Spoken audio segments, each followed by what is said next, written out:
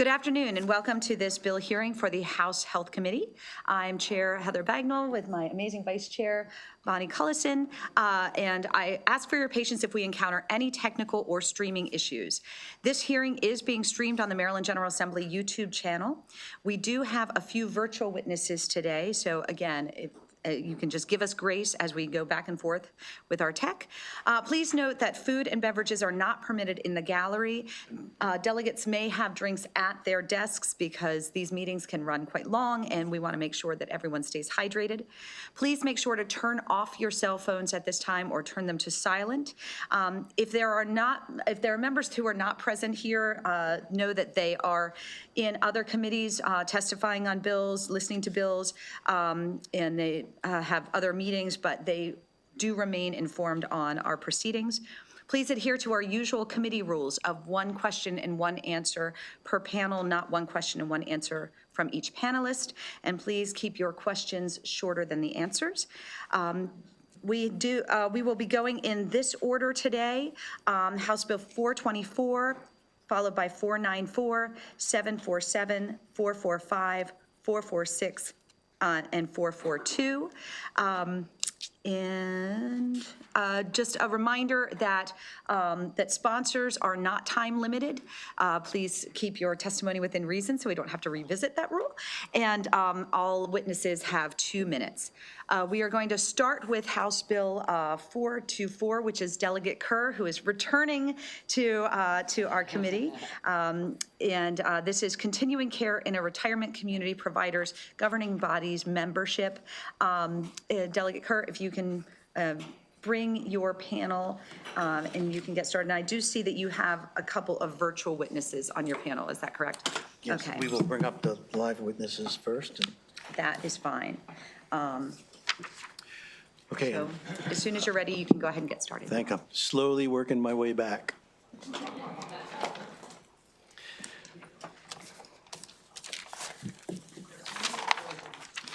Okay, well, thank you, and good afternoon, Madam Chair and Madam Vice Chair and members of the Health Committee. I am Delegate Ken Kerr. I'm here today to present House Bill 424, Continuing Care in Retirement Community Providers, Governing Bodies and Membership. You have my written testimony, so this is kind of an emotional bill. It deals with people's lives and where people live and how they sought to live out their retirement years. So let me just kind of speak to you from the heart for a few minutes about how this bill came to be, and then we'll turn it over to Dan to explain to you what the legislation does. So after a few years away from Maryland, our former colleague that some of you may have served with, Sue Hecht, delegate from Maryland, from Frederick, she returned to Maryland and moved into a CCRC, Continuing Care Retirement Community in Frederick. And last summer, Sue contacted my district mates and I with a concern over a change that had happened at Homewood, where she resides, where the company went through a rebranding. And in that rebranding, the residents with whom we spoke were uncomfortable that the rebranding took the form of being overtly religious. And Sue and her neighbors that we spoke with had moved into a community that they believed to be largely secular without an upfront religious mission or identity. So when we spoke with them, they felt as if they had been deceived, they had been blindsided, they'd been ignored, they'd been unconsulted. They felt as if something was not being done for them, but something was being done to them. And it was being done without their input, without their opinion, and without their awareness. So those who belong to a non-Christian faith felt as if they were being marginalized. Those who belong to those subscribers who do not have a strong religious faith or are non-believers felt as if a religious belief system was being imposed upon them. So the people with whom we met told us They did not choose to move into a CCRC with a strong Christian ministry, but the Christian ministry had been brought into the mix after they had moved in without their consent or participation. Over the interim, we had met with all parties to try and reach compromise, and the ownership and management of Homewood met with the residents on several occasions, attempting in good faith to reach some type of agreement or compromise. Unfortunately, over the interim, we were not able to get that compromise and agreement that we sought, which necessitated the need for this legislation to seek a legislative solution. So let me now thank you for listening to my explanation of what got us here, and let me ask Dan Shattuck to explain the bill to you. Madam Chair, Madam Vice Chair, my name is Dan Shattuck, here today in support of House Bill 424 on behalf of MACRA, the Maryland Continuing Care Residents Association. As the delegate laid out the situation, the bill before you does a couple things I think that really are critically important and help advance the concern of the example, which really came down to transparency, decision-making, and resident input. The bill would make a change to how the term governing body is defined and how provider, in particular, how provider is defined. Right now, residents are allowed to have a member on the board of their CCRC, but it's not clear what that board is. And what this bill is really trying to drill down is to get the resident representative to serve on what I'll call the right board, or really the most meaningful board. And in this case, it would be that body that has the effective control over the financial and policy decisions of the facility. And that's an important point that I'd want to focus on, because it's in the residents' best interest to live in a community that is viable, that thrives, and that will be there to provide the services that they are relying on now and into the future. They make a substantial financial investment and emotional investment to live in these facilities. It does not behoove them to do anything that would damage the facility or cause the facility to go down. And you'll hear some testimony later on from the opposition about their concerns that the needs of the residents may not align with the needs of the corporation. And in my mind, the reason the corporation is there, the reason that there is a facility is because of the residents, because of their investment, and because they want it to be a success. So having that voice is very important. You'll hear some other circumstances and examples from other residents who are here today. There were a few that were planning to be here but fell ill. I just want to recognize them real quick. Prue Bushnell from Asbury Methodist and John Mattingly from Broadmead.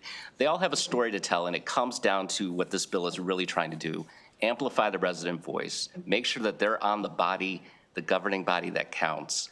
The bill also addresses how that resident is selected. We think it's a fair way to have the resident association be that deciding factor. And then when it comes to the obligations of the board members, the residents have really a dual role. They're there to be the voice of the residents, and they're there to be the voice from the board back to the residents. So they serve a two-way street. It's a little bit different than your typical board membership, but they also shouldn't be held accountable to any standards or guidelines that, in the case of a religious matter, that maybe other board members should be a party to. I think the key is resident voice, resident participation. I'm happy to spend more time and answer any questions about CCRCs in general. I know there was a hearing last week. These are very dynamic institutions. They're very unique, but they're very important to those who choose to live there. And with that, I'm happy to answer any questions. And you have two virtual panelists, correct? We Dan Tracy have and two more Charles Wagner. panelists live here with us as well.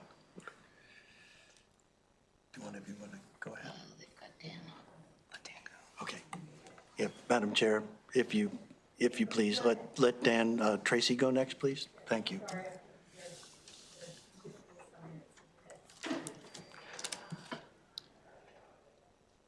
Dan Tracy, you can go ahead, please. Mr. Tracy, go ahead and unmute, and you can start your testimony.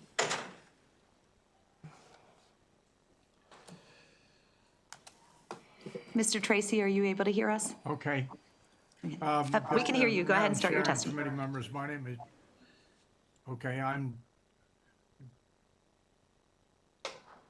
thank you. Madam Chair, committee members, my name is Dan Tracy. I'm a resident of the Mercy Ridge Retirement. Yes, I can hear. Mr. Tracy, do you have the Madam live stream Chair on? Go ahead and, committee members, Mr. Tracy? My name is Dan Tracy. I'm a resident of the Mercy Ridge Retirement Community. Mr. Tracy, turn the live stream off. I think you're hearing the live stream.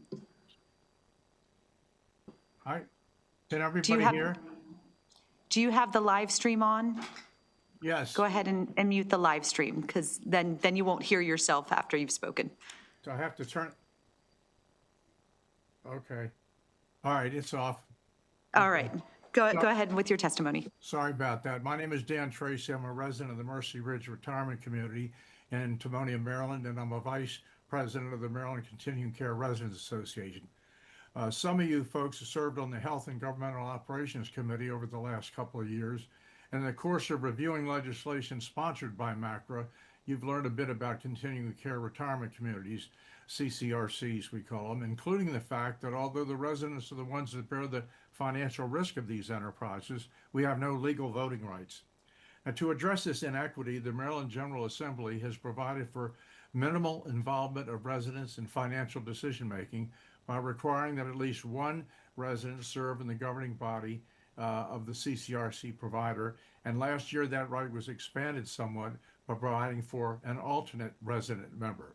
But we've become aware of a problem with resident board representation in some of our CCRCs. Specifically, it appears that the corporate provider at these CCRCs was created by a parent corporation, which in doing so has retained the authority to control all essential aspects of the financial management of the provider. So in these cases, the resident board members are not sitting on the board that makes the ultimate decisions affecting their lives at the facility. Now, the bill we're advocating today, House Bill 424, provides that the term provider shall include a senior corporation that effectively controls the affairs of the subsidiary nominal provider.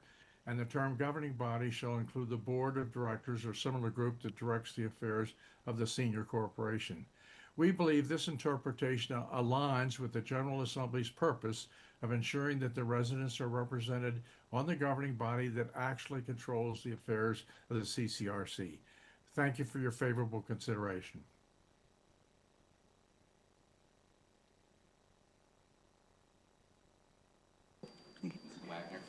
All right. Mr. Wagner, if you would like to unmute and begin your testimony.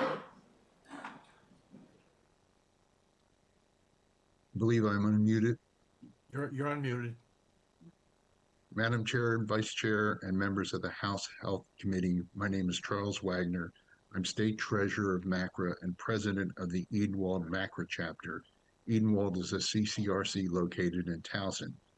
You will hear from others about problems that occur when the resident representative is not sitting on the governing board that ultimately directs the affairs of the CCRC. What I want to tell you today is what it's like when the resident representative is on the real board, like at my CCRC. At Edenwald, our residents vote for their leader and board representative, the Residents Association president. Since 2003, the RA president has sat on Edenwald's governing board as a voting member. In 2022, the board also added the RA vice president. Other Edenwald residents serve on the board's 5 committees, including healthcare and DEI. As RA president, I sat on the board for 2 years, so I speak from firsthand experience. It is vital that residents have a voice on the board. Having a resident on the board reminds the board members that residents are more than just a number on a spreadsheet tracking occupancy. Residents are the ultimate beneficiaries of board actions and decisions. My wife Fran and I have lived at Edenwald for 6 years. Edenwald is our home. It is home to another 390 residents, including 4 former board members. It is only fair that we have some say in what happens at our home. As I used to tell residents at RA meetings, we don't run the place, but we do have input and we do have influence. Resident representatives can only do that if they sit on the real governing body, the one that really calls the shots. This bill will ensure that all Maryland will ensure that for all Maryland CCRCs. Thank you.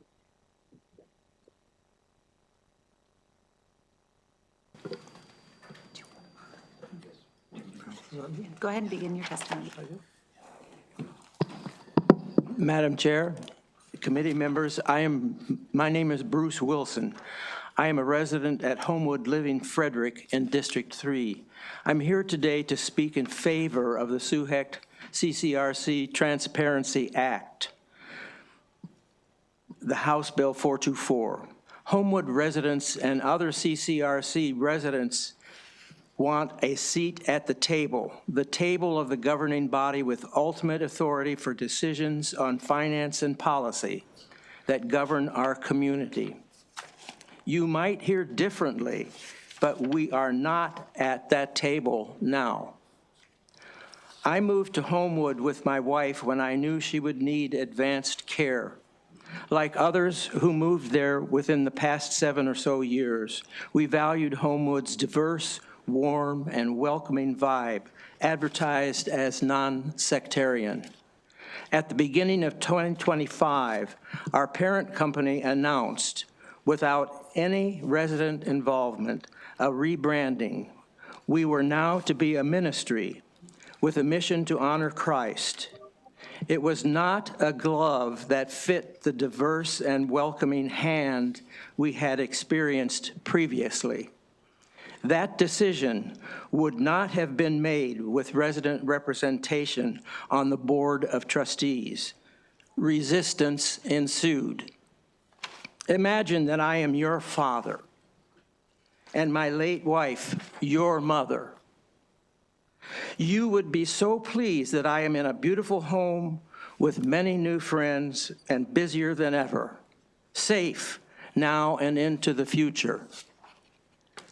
Continuing that scenario, what if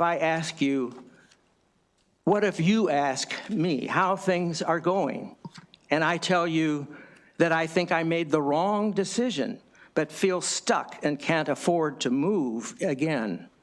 Systemic paternalism is draining away the inclusive environment, and I don't want to go down the drain with it.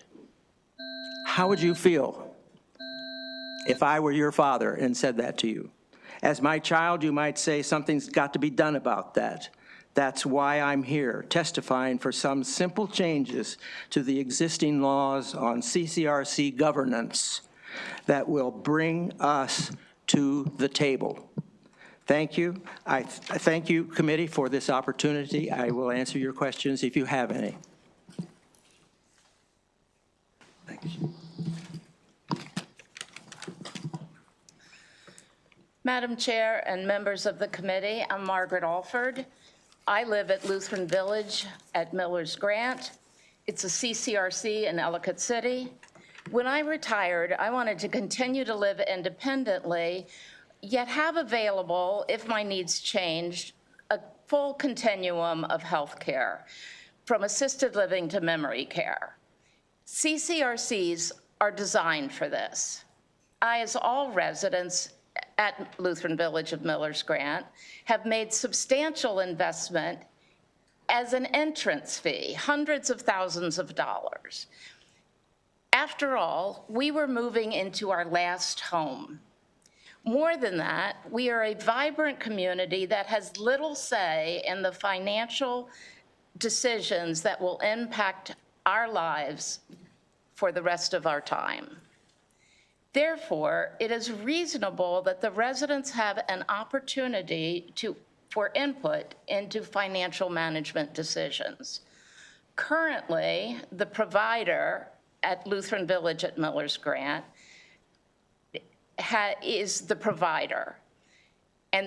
But the essential financial decisions are made by the parent corporation, Lutheran Social Ministries of Maryland, with no resident input or knowledge. An example of a major financial decision that was made without resident knowledge or input is for 2 consecutive fiscal years, our parent corporation transferred $5 million from Lutheran Village at Miller's Grant to Carroll Lutheran Village, our sister CCRC under the same corporate umbrella. Designating the parent corporation as the provider gives us visibility to their bylaws and governance rules, as well as representation and a voice at the high-level financial decisions. Thank you. I support the Bill 424. Thank you for your testimony. Are there questions from the members? I see Delegate Hutchinson. Thank you, Madam Chair. This, I guess, to the delegate, because I'm like having deja vu right now, and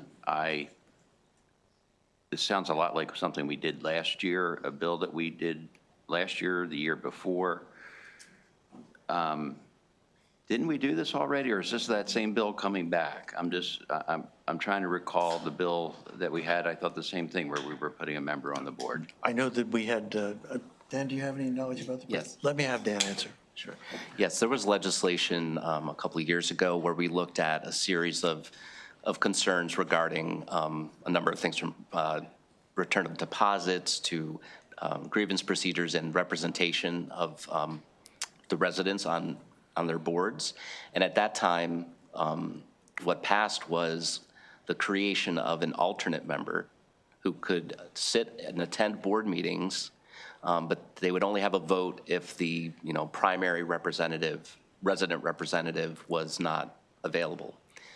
What's emerging and what's emerged since then is that there are facilities that are experiencing questions about the level of input that resident has. If they're not sitting on, as I said, the right board, if they're sitting on a board that is receiving the decisions already made and basically rubber stamping or maybe putting some fine tuning, but not part of the fundamental decision making.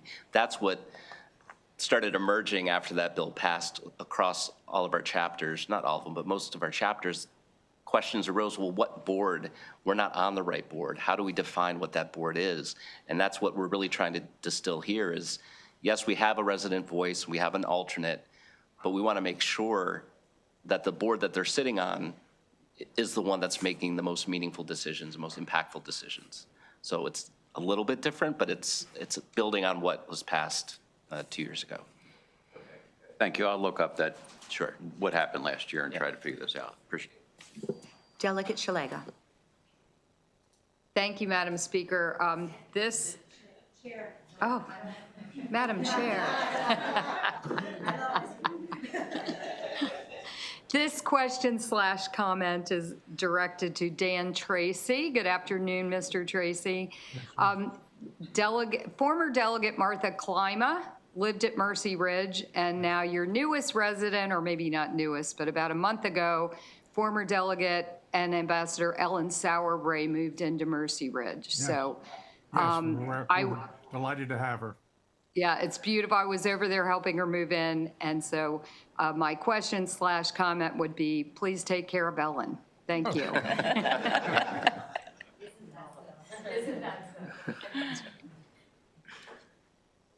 All right, seeing no other questions. Oh, over here. Sorry, Delegate Tavera. Thank you, Madam Chair. This sounds a little similar to another bill presented by another delegate, but I understand that you're trying to have a subscriber added to the board. My question is, how are we guarding, so you're removing the language of that you should confer with the resident associations at each of the providers' facilities. But yet, on page 3, item 4, the alternate subscriber can be vetted through the resident association of the facility. So how are you guarding against gatekeepers in that process when you have resident associations that are managed by typical gatekeepers in the community? What you talking about? Could I direct that question to Charlie, because he served as a resident and a member of the resident association? Whoever is best qualified to answer it, that's perfect. Sure. Yeah, in our case, actually, when the bill was passed in 2002 that required a subscriber representative on the board, the then management of Edenwald wanted to gatekeep and actually select who would be the resident representative. And our residents association and all the residents pushed back and say, wait a minute, we should be the ones selecting who our representative would be. So at that time, it was decided that the president of the residents association be the representative. And in fact, that's in the bylaws of our board of directors. Your management board. Yes, yes. And that person is voted on regularly? We have elections, actually, our elections are next month in March. Every year we have an election for our officers. Our president serves for 2 years, serves for a 1-year term and can be reelected for a second term.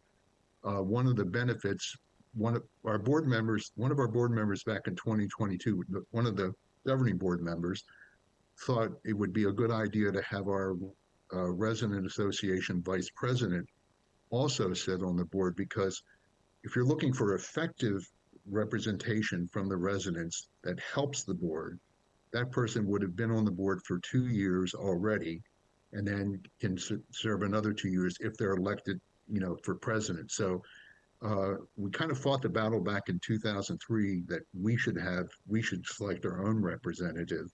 And then it's gotten even better by having the ability to have the vice president be on the board for up to 4 years, 2 years as vice president, 2 years as president, which really then they know what's been happening with the board. They can be involved and have the background on important decisions that the board makes. And it's worked very well for us. And I think the bill that was passed a couple of years ago that now requires all CCRCs to have an alternative representative. In our case, it was the VP. That's worked very well. And I think our board member recognized it's a nature of the demographics at CCRCs that sometimes we're here today and going tomorrow. So they thought it would be really good to have the vice president ready to step right in as the resident representative. Thank you. You're welcome. Vice Chair Cullison. Thank you, Madam Chair, and thank you for bringing our attention to this, to what I would agree is a very egregious situation. I am, though, wondering, I think Mr. Wagner just spoke to the success that they've had with the new law, which just passed in 2025 and did not go into effect until January of this year. So it really has not had an opportunity to really feel the impact of actually having that representation, that consistent representation on the local board. So I'm wondering if you would be open to giving this a little more time and revisiting it in a year to see how this actually works. But let me ask a question of you, and then I'm probably also going to ask it of folks who represent the CCRCs. And perhaps this is better for Mr. Tracy or Mr. Wagner. Is there a sense that the local board is connected to the bigger board, which is the company board of the CCRC? Or Delegate Kerr, maybe it's you. Whoever can answer that. Let me try to answer that. I think there's some confusion. Charlie, we wanted to give you an example of a CCRC that has good management and where there is resident participation and the ultimate board that makes the right decisions. But there's a lot of confusion here because a lot of boards. There's the Residents Association, and then there's the Provider Corporation, which runs the CCRC, and then there's yet another corporation that essentially owns the provider. And what we're talking about today is not how having representation. We've got two bills, a bill a couple of years ago and last year's bill that gives us at least a single resident, now an alternate resident, to sit on the board that makes the decisions. But the problem is that we've now since found out that they're sitting on the Provider Corporation board, but that board, in some instances, is not making the decisions. The decisions are being made by a parent corporation and then dictated basically to the Provider Corporation. And we're saying we're delighted to have that alternate representation and as well as the regular representation, but we want them to sit on the correct board. And so what we're saying is that the term provider, when you say you can have a representative sit on the provider's board, well, we want that term provider expanded to include a senior corporation that really controls the provider. And that's what this bill is that's the essential principle we're advocating in this bill. I don't know if that answers your question or not. I hope it does.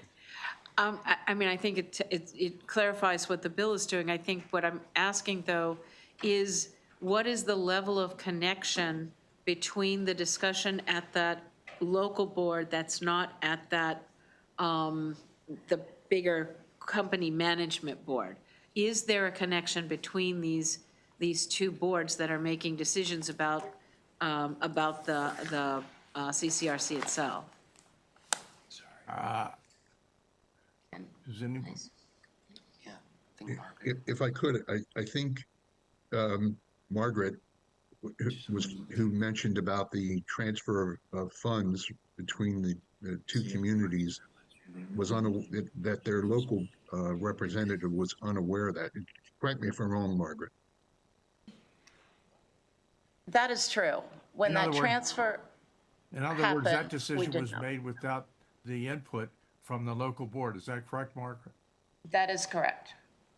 Or even the awareness at the local board.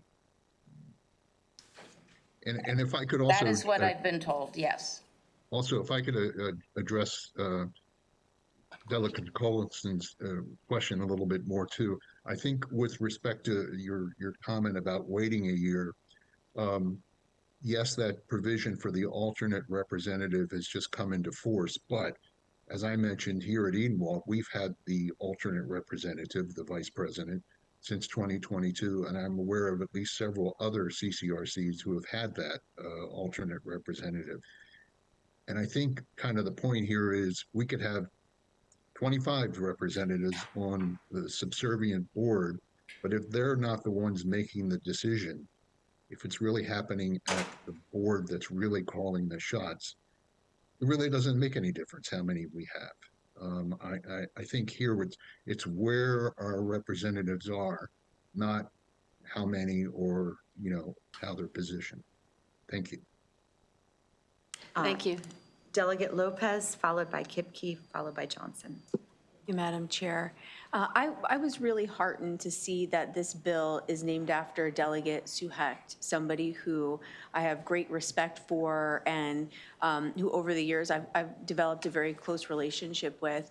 And I'm wondering if the sponsor can just share, maybe just in a few sentences, just a little bit about Sue's spirit and why it was so important to name this bill after her. Well, I mentioned that Sue contacted us earlier this summer, and we started to discuss a possible solution to this situation. And before we could get to this point, Sue died over the summer. But thank you for giving me a moment to talk about her. Sue touched many lives, both as a delegate and as an active community member. There are many people who are involved in public life at various levels simply from knowing Sue, being encouraged by Sue to make their voices known, to get involved, to get engaged, and to advocate for change. So thank you for remembering her.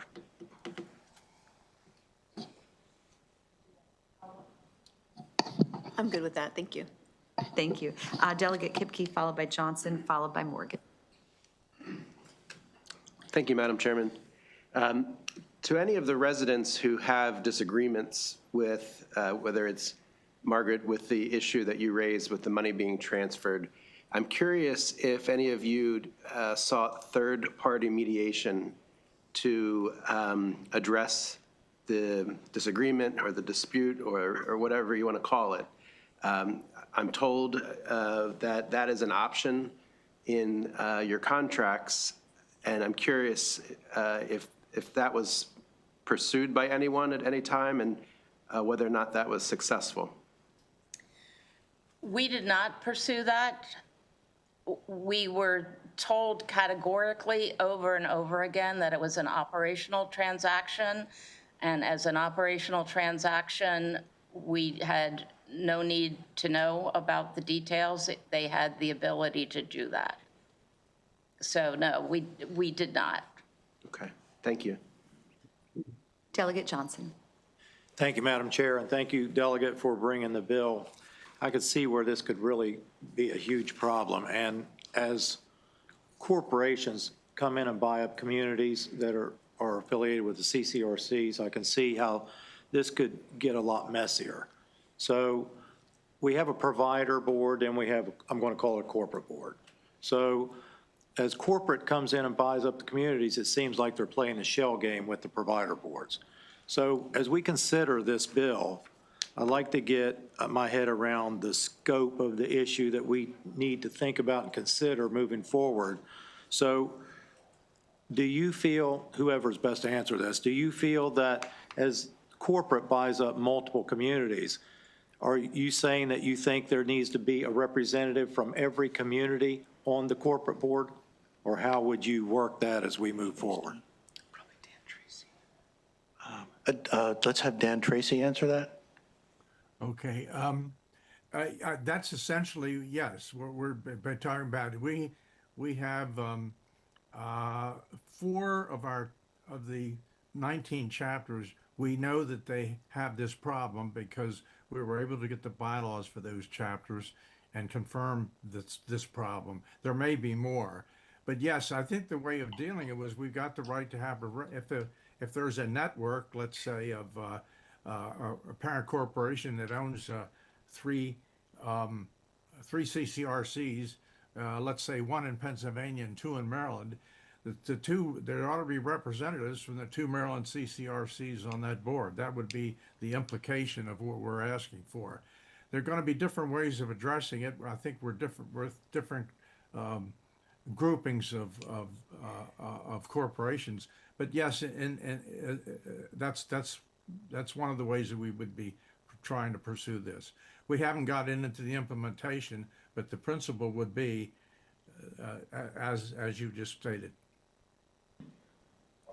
Does that? Yeah. Thank you. Do you feel this is especially important as they're starting to transfer monies around between the communities and the CCRCs? Yes. Well, the transfer of money was just one incident. I think there are lots of things happening, dictating whether to expand or not to expand, to buy an adjacent piece of property, to invest in an operation up in Pennsylvania. There are a lot of ways, a lot of things that the senior board could make that the residents have no input on at all because it's being made by not the provider board, but by the, as you called it, the corporate board. And so transfer of money is one of the things, but that doesn't happen. We're not complaining of that as a general ongoing type of experience, but financial integrity is, of course, very important. And if they take some of the profits of the Miller's Grant, for example, and decide that, well, we've got the $10 million here, we're going to put it in an operation out in Colorado, and that operation fails, Miller's Grant's going to bear the burden of that, so, Right, that's what I was trying to get at. Thank you very much. yeah. Delegate Morgan, followed by Delegate Hill. Thank you, Madam Chair. Delegate Kerr, good to see you. Miss you. Could some of this stuff, your concerns in this bill, be addressed without legislation? And then two, do you want to take a shot at talking about the negative testimony that you have? Yeah, that was our hope, to be able to settle this without legislation, but over the interim, we were unable to do that, which necessitated bringing it before you to see if there was a legislative fix that could address this. Again, regrettably and reluctantly, we brought the legislation forward. Do you want to take a shot at explaining like some of the negative testimony? Because I'm not on the committee, I didn't have access to a lot lot of the negative testimony. We'll have to make sure you get that next time. Okay. There's some Don't benefits worry, of past Delegate Morgan, membership. I'm going to give him that opportunity. Delegate Hill. Thank you, Madam Chair. Good to see you, Mr. Vice Chair, and thank you all for being here. Really, this is just a technical question because I think the other members have gotten around with some of the other issues, and I do note that the representatives under current statute who are representing the residents, the subscribers, are not bound by the same duty of keeping the issues private. They're serving the purpose of representing the subscribers and being able to share information that other members might have to keep as confidential. It says that if the provider has multiple facilities in the state, one member should be from the facility with the most subscribers, and then for every 3 facilities in the state, there should be an alternative member. The technical question, it says that in electing them, that they're elected by the larger facility. And I just wanted to make sure that that's what you meant. So they come from the larger, but only the larger facility gets to elect them. The other facilities that are owned, those subscribers have no say on who's going to represent them? Dan, do you want to? We did not, I'm sorry, but I didn't, MACRA did not participate in that particular provision, so I can't give you background on that. Okay. But I just asked if the delegate might know, but I'd have to pass on that. Okay, thank you. I'm sorry, I can't help you. Okay. We don't have a good answer for you. We'll get back to you. You can always get the answer and bring it back to the committee. Seeing no other questions, I did also want to give you an opportunity to respond, and I know you haven't seen this, but this is the opposition that I think is giving us, some of us, pause, and it's from the National Senior Communities, and they say, if the intent of the bill is to apply to organizations like National Senior Communities as the parent system of CCRC affiliates with 18 communities in 9 states, only 2 of which are in Maryland, we believe this particular requirement creates serious legal, practical, and fiduciary concerns that would ultimately harm Maryland residents it seeks to protect. And it goes further to explain board members of multi-state not-for-profit organizations bear significant legal responsibilities, including fiduciary duties to all affiliated communities, not just one community. So a resident from a single Maryland facility would be legally obliged to act in the best interest of each affiliate and NSC, not just the community in which they live. For example, a Maryland resident on the board would have to vote on recommending an annual budget, including for communities in other states. I think there's the greater concern that that this member would then have to be able to navigate the laws and regulations of every state where its affiliated communities are located. So I think the concern is the liability to potentially to that member. And so there are some practical alternatives in the opposition, so we'll make sure that we provide that. But I wanted to give you an opportunity to respond, knowing that you may not have a response because it's the first time that you're hearing this. So anyone who is best able to respond to the concern about the complexities of serving a a broader fiduciary responsibility to multiple states and multiple laws. I can say that that certainly is, the comment is that there is a lot of complexity to that. But of the handful of chapters that we looked at that were having the problem that we looked at, it didn't involve national entities and sitting on national boards. There was, I think, I'm trying to think which one. Carroll Lutheran are just 2. Asbury Methodist is just 2.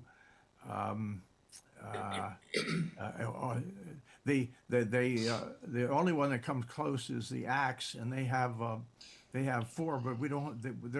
That wouldn't be involved in this one. So I think the answer to your question is yes, there could be complexities, but we didn't address that because we weren't facing that with the chapters that we were dealing with. Madam Chairman, with my testimony, did I upload the Attorney General's opinion? Let me just read you the concluding paragraph. If I didn't include it, I'll get it to the committee. In the opinion of the Assistant AG, thus in my view, the statute's susceptible to more than one reasonable interpretation.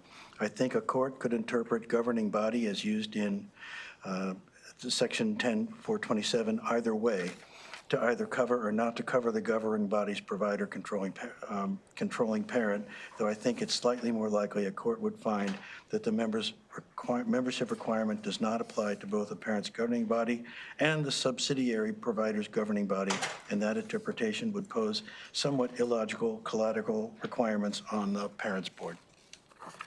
So yes, it's confusing and needs to be settled. Thank you very much. And if you could share that with the committee, because we did double check and we don't have it in the testimony. Do we have any further questions from this panel? Seeing none, thank you very much for your testimony. Thank you. We do have one more favorable panel and then an unfavorable panel. So if I could bring, he's got a little, John Mattingly to the witness table, and also John Derrick virtual. Do we have Mr. Derrick? No. Oh, okay, thank you. And let the record reflect that we do not have John Derrick in the waiting room. So we will turn to our unfavorable panel. So if I can bring Karen Main, Herman Rosenthal, Rusty Mitchell, Judith Farquhar, Dana Kaufman, and Scott Sawicki.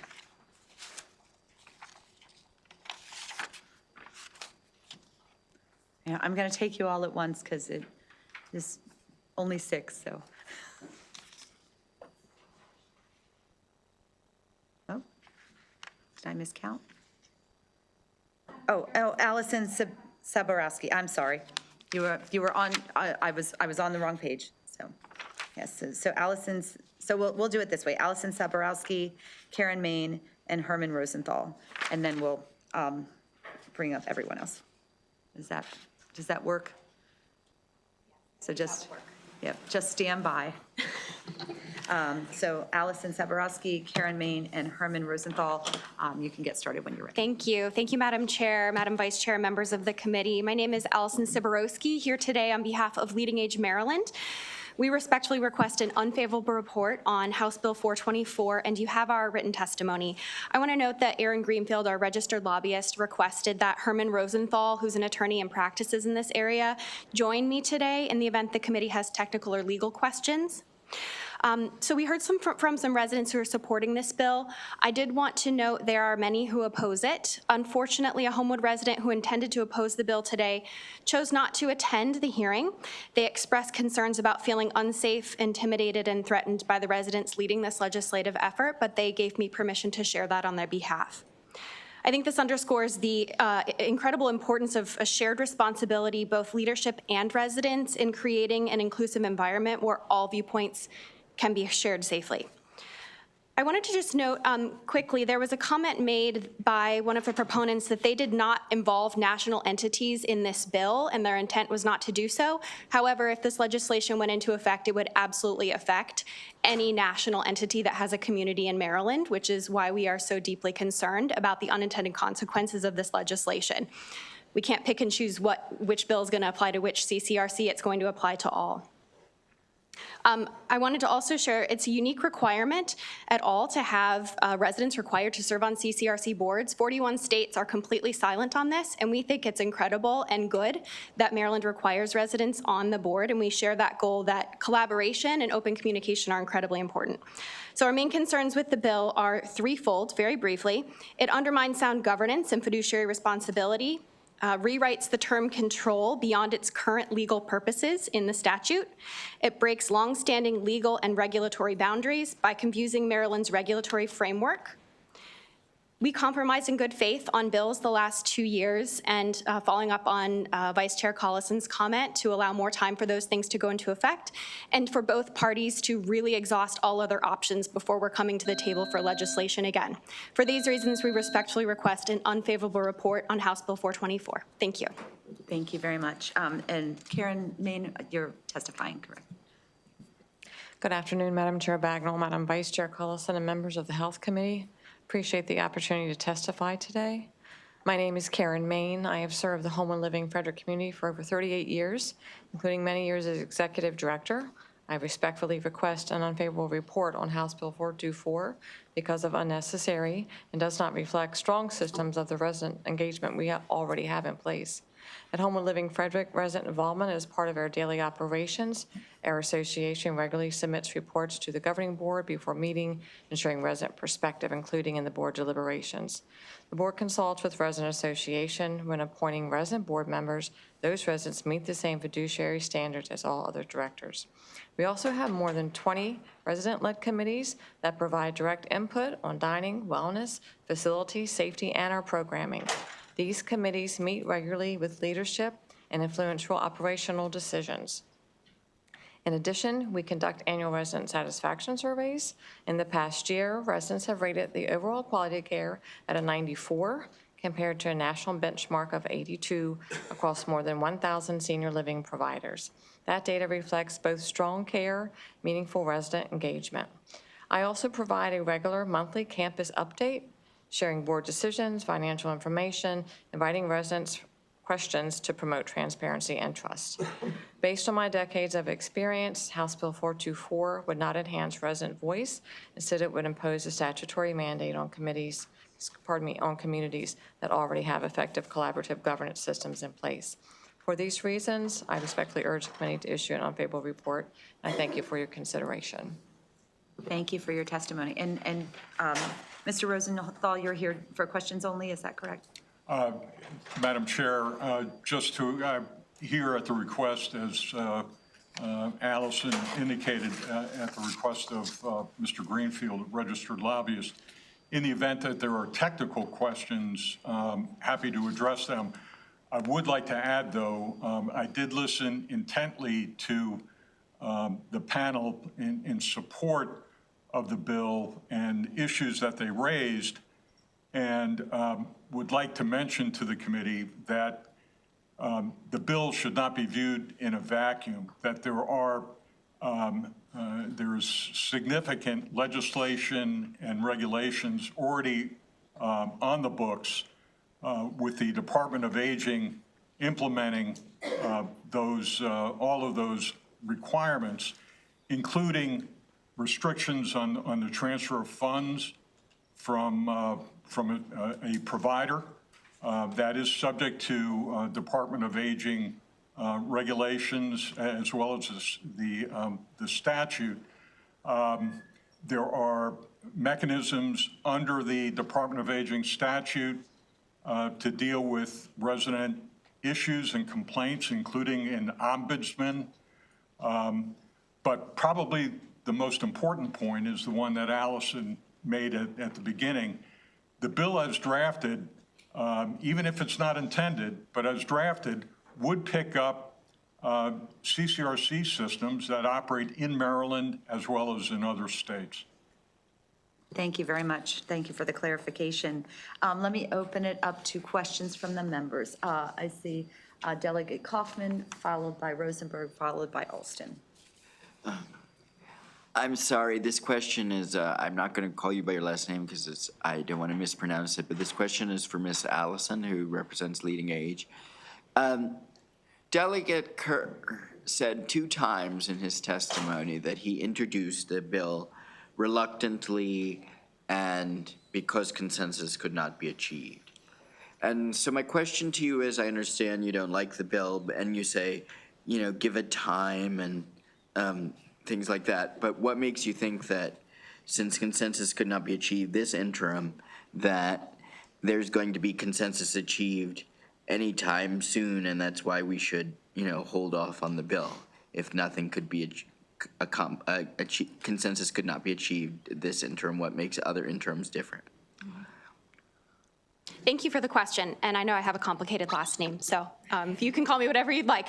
I think it's a very fair and important question. I think the answer is consensus for who? I think this is a community-specific issue at Homewood. The management there has offered to go to third-party mediation with these residents twice, and both times that has been the residents have not wanted to go to third-party mediation. There are other avenues that already exist in the statute to ensure that if a resident has a serious concern like was raised today, that there are both practical and legal options to move forward, and those options were not pursued. And so we would respectfully urge that this continue to be worked out at a community level and through the legal system where there's already been some beginnings, instead of applying something new to all CCRCs in the state. Chair. Delegate Rosenberg, followed by Alston, followed by Vice Chair Collison. It's fair to say my question has been answered by the answer to the delegate's question. Thank you. Delegate Alston. Thank you, Madam Chair. I have a major concern that the witness testified he moved into a CCRC, it was sold, and then the purpose or the mission of the CCRC changed to be a religious one. And that raises a lot of concerns because people are investing a lot of money when they move here. They're going to be there for life. And the residents should know. What if it was a Muslim person living there and then the CCRC sold to a Christian-based company? Or what if it was a person of Jewish faith and background and it was sold to an Islamic company? I think that members need to know, they need to be involved. And I find the argument that there's a fiduciary duty to be lacking and not holding water because the people who live in CCRCs are usually highly intelligent. A lot of them are retired doctors, lawyers, astronauts. So they're more than capable of maintaining a fiduciary duty and being loyal to whatever board they sit on. So I find that argument very lacking. So tell me, what do you say to people when you start to violate their First Amendment freedoms of religion when they've lived somewhere that had no religious purpose and now they're going to be living somewhere through no fault or choice of even of their own that now has a fundamental religious purpose that probably violates their First Amendment constitutional rights? Thank you for the question. I can respond that Homewood has been a faith-based ministry since 1932. That was our origin at that point. So there has been a Christian or ministry or faith-based since that time for over 90 years. That has been not something new that we have done. We have not turned into that at this point. So that has been part of our marketing and materials. But I think the point is, if these entities can be sold, there's nothing in I'm sure in your contract, which by the way, I asked for copies of contracts almost 2 years ago with Delegate Stein's bill, and we've never received them from any of your organizations. I find that to be deeply disappointing because we asked for them for a reason. That being said, it's possible that your organization or any organization could sell to an entity that could change the religious purpose. And I just find that disturbing when people move there, whether they move there knowing it was a religious organization and it changes to a different religion or it's no longer a religious organization. The point is These are fundamental changes in the type of entity, and when you're dealing with a faith-based one, it's very concerning that it could change from one faith to another, and the residents have no say in their First Amendment rights under the U.S. Constitution about their freedom of religion and expression. My question is, what do you say to these residents? If I could address that, in the case of a sale, the residents actually do have a say. That would involve a change in control, and there are statutory provisions that require notice to the residents. The residents then have a right to be heard, and the Department of Aging would have to approve that sale. So there already, as I indicated before, there are already statutory and regulatory provisions that address that type of situation. Vice Chair Cullis. Thank you, Madam Chair. I think this is for Allison as well, or not. Talk to us a little bit more about mediation. How has that helped, or has it been used historically, or is this something new that's being offered at it's Homecrest, right? Homewood, sorry. Homecrest is in my neighborhood. Is it something that's been used before successfully? What does it take to get both parties to the table? Talk to me a little bit more about that. Respectfully, I'm going to pass that to Herman, if that's all right, because he's a lawyer. That's fine. I won't hold that against him. It does depend on the type of mediation. If it's in effect binding arbitration, which I suspect is not necessarily what was offered, but if it was mediation, obviously both parties would have to agree, to mediate, and whether or not that would be binding would depend on the understanding and the agreement of the parties. But in order to have a successful mediation, obviously you need all of the parties that are concerned to go in with an open mind and an agreement, hopefully, to abide by the recommendations and/or decision that a third party objectively comes to in connection with the situation. If I may, Madam Chair, is the mediation that could be considered, is it a legal process involving an advocate, a legal advocate, or is it more of a, we get the parties together at the site and discuss options?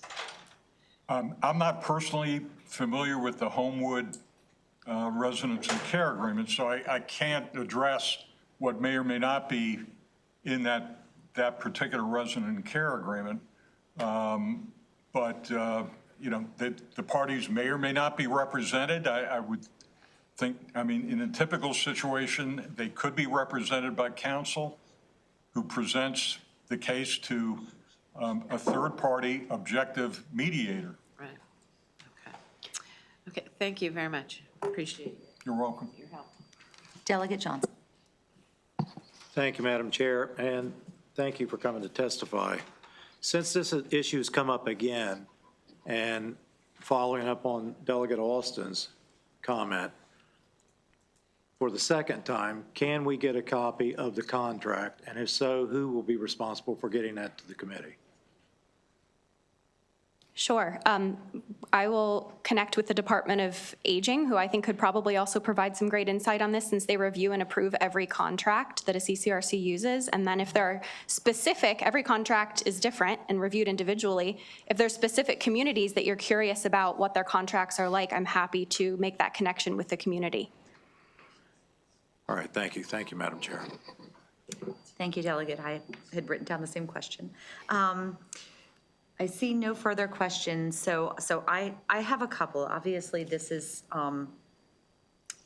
we understand that this is a unique situation that has raised this concern, but it's also a valid concern, and I think to Delegate Johnson's point, there is grave concern about, like, going forward, what this could look like, and I think to Delegate Alston's point as well.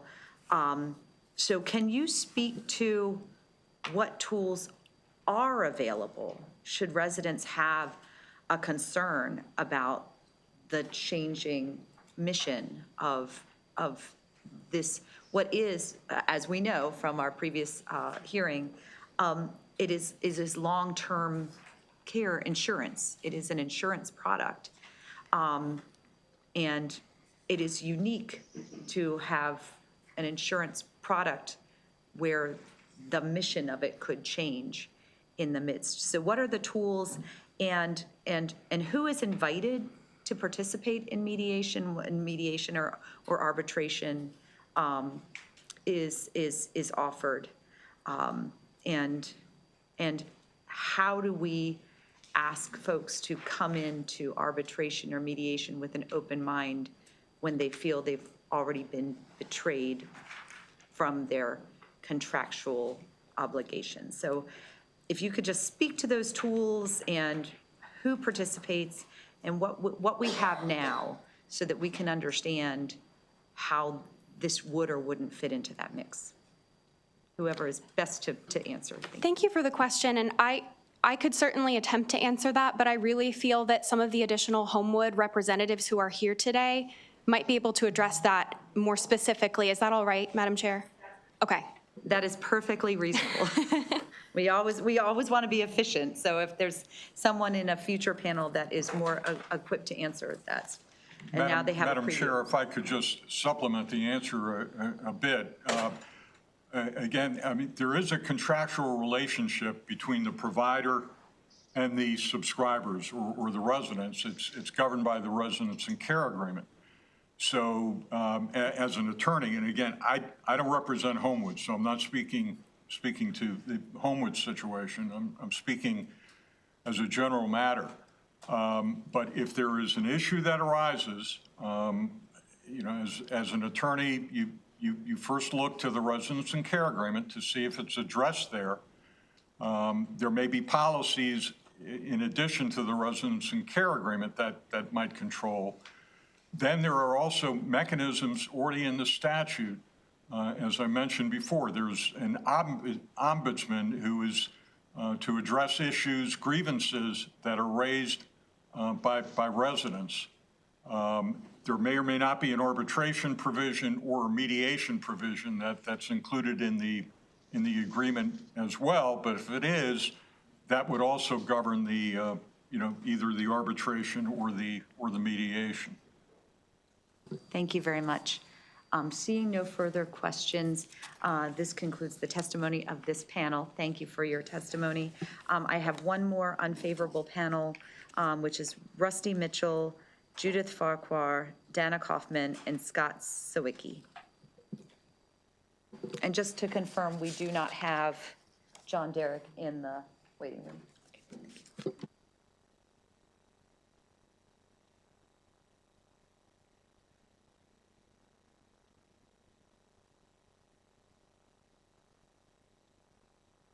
Okay, I will allow it because she's here, but at the end of the hearing, I would ask that you go and give the information so that we can set the record straight, so our record keeping is accurate.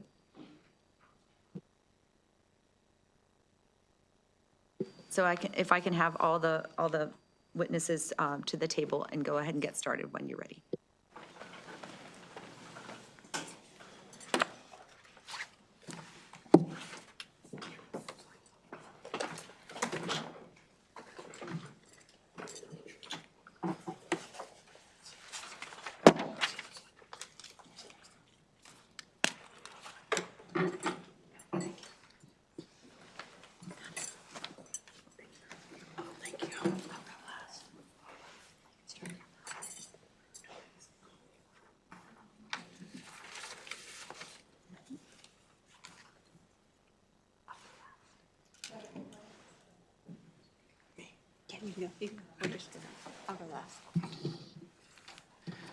Thank you.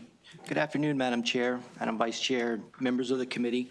Thank you for the opportunity to testify today. My name is Rusty Mitchell. I serve, excuse me, as the executive director at Homewood Living in Williamsport. I previously served in a leadership capacity at Homewood Living Frederick. In both roles, I've worked closely with residents and boards and have seen how governance directly affects the stability and culture of our communities. I respectfully request an unfavorable report on Bill 424 because I believe it would create unintended consequences for multi-campus CCRCs like Homewood. First, resident voice already exists. Across our 5 communities, 7 residents currently serve as special directors or alternate directors on our boards. These individuals meet the same qualifications as other board members and serve in a fiduciary capacity, ensuring resident perspectives are included while maintaining consistent governance standards. Second, House Bill 424 would create imbalance in multi-campus systems. A mandated resident elected seat would be determined by the largest campus, regardless of whether that individual shares the views or concerns at smaller communities. At Williamsport, many residents do not share the concerns driving this legislation and do not want governance influenced by dynamics from other groups or other campuses.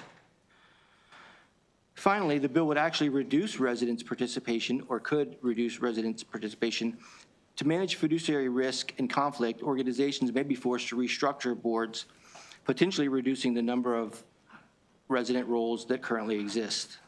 Residents already have a meaningful voice and a responsible voice in our governance. HB 424 risks disrupting that balance rather than improving it. For those reasons, I respectfully ask the committee to oppose HB 424. Thank you.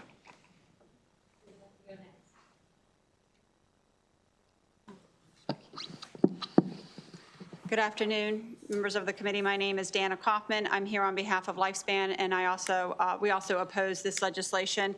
I'm not want to repeat the testimony, and I know you're going to hear some other specifics, but I do just want to make a couple comments. CCRCs are heavily regulated in the state of Maryland. We are actually one of the most heavily regulated states in the country. With regard to the continuing care agreements and the disclosure agreements, very happy to provide you copies, but also you can easily go to it's Human Services Title 10. For the agreements, it's 10-444, and the disclosure is 10-425. Almost every provision in those agreements are dictated by the legislation. There is 29 provisions that have to be included in our agreements, and our disclosures, which are given out on an annual basis, as well as posted on our website, has 30 provisions. And the law actually requires font size, initials have to be on the on certain provisions. So I just wanted to make that point that this is an area that is heavily regulated. It's approved by the Department of Aging. Most of the transactions that we do have to be approved. All the financials go into the department every year. With regards to this bill and just the issue at hand too, and I appreciate the comments and the recognition that has been made, but for the last several years, we have been working in good faith. This committee always wants to see consensus, and you always encourage us to work with each other, and that's what we do. But every year, we make changes to the law in response to the concerns we hear, but those same issues come back every year. And it does make it harder to keep wanting to come to the table when each year it's coming back. And again, one of the biggest issues is, and you've heard it before, if you've seen one CCRC, you've seen one CCRC. So it is very difficult to always get consensus and to make sure that in each CRC they're going to be satisfied. But we do our best. So thank you very much. Before we go to the next speaker, we are going to take a 5-minute break. If you have a blue back, the clerks are in the back. So you need to take them now and then come back here in 5 minutes. Anybody with a blue, anyone who's holding onto a blue back? So we're starting the clock for 5 minutes.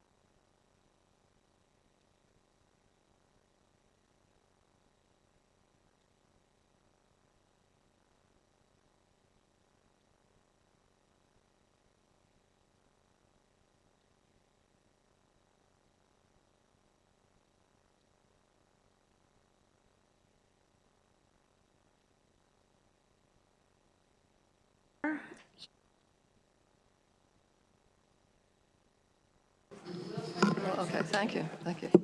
Madam Chair, Madam Vice Chair, and members of the committee.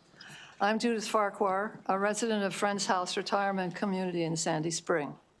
I returned to my hometown in Maryland in 2020 at the age of 73 after a career as a professor of anthropology, most recently at the University of Chicago. I continue to serve my profession as a medical anthropologist, but I'm also involved at Friends House with many volunteer activities. I'm a resident member, one of two, and recording clerk of the board of directors. Friends House is an independent nonprofit CCRC founded by Quakers. Today, I want to speak in opposition to HB 424. The bill mandates that resident board members be selected solely by the Residents Association. This provision limits the capacity of the board to ensure that all its members are qualified to shoulder the complex responsibilities of master planning, fiduciary management, and legal compliance. The bill also requires that resident members like me represent the interests of the provider's subscribers. But representing the interests of a group as diverse and vocal as my treasured fellow residents is simply impossible. Residents have differing views on virtually every issue. This is a feature of our dynamic community in which I fully participate. But a board member needs to consider the interests of many groups: nursing home residents who have no voice in the Residents Association, staff at all levels, neighbors in Sandy Spring, prospective residents, county and state regulators. One could go on. Importantly, all these relationships involve early and frequent communication and mutual accommodation at Friends House. All board members must maintain an unflinching focus on maintaining the long-term sustainability of the entire institution, which residents like me call home. For this reason, I respectfully request an unfavorable report on House Bill 424. Thank you very much. Thank you. Good afternoon, Madam Chair and Madam Vice Chair and committee members. My name is Zena Jacques, and I'm here with Scott Sawicki on behalf of National Senior Communities to oppose House Bill 424. I have the privilege of serving as the board chair for NSC. We are appearing at the request of Joseph Bryce, who is a registered lobbyist of Leading Age, Maryland, the registered lobbyist employer. National Senior Communities is the largest system of CCRCs in the United States, with only two of our affiliates in Maryland, one in Parkville, that is Oakcrest, and one in Silver Spring, that is Riderwood. While we deeply appreciate the intent to give residents a voice in governance, it's a goal we share and a goal we support. We do oppose this bill. If the intent of House Bill 424 is to apply to NSC as the parent of a system of CCRC affiliates with 16 other communities in 8 other states, we believe this bill creates serious problems that would harm the Maryland residents it seeks to protect, and here is why. Board members of multi-state organizations have fiduciary duties to all affiliated communities, not just one.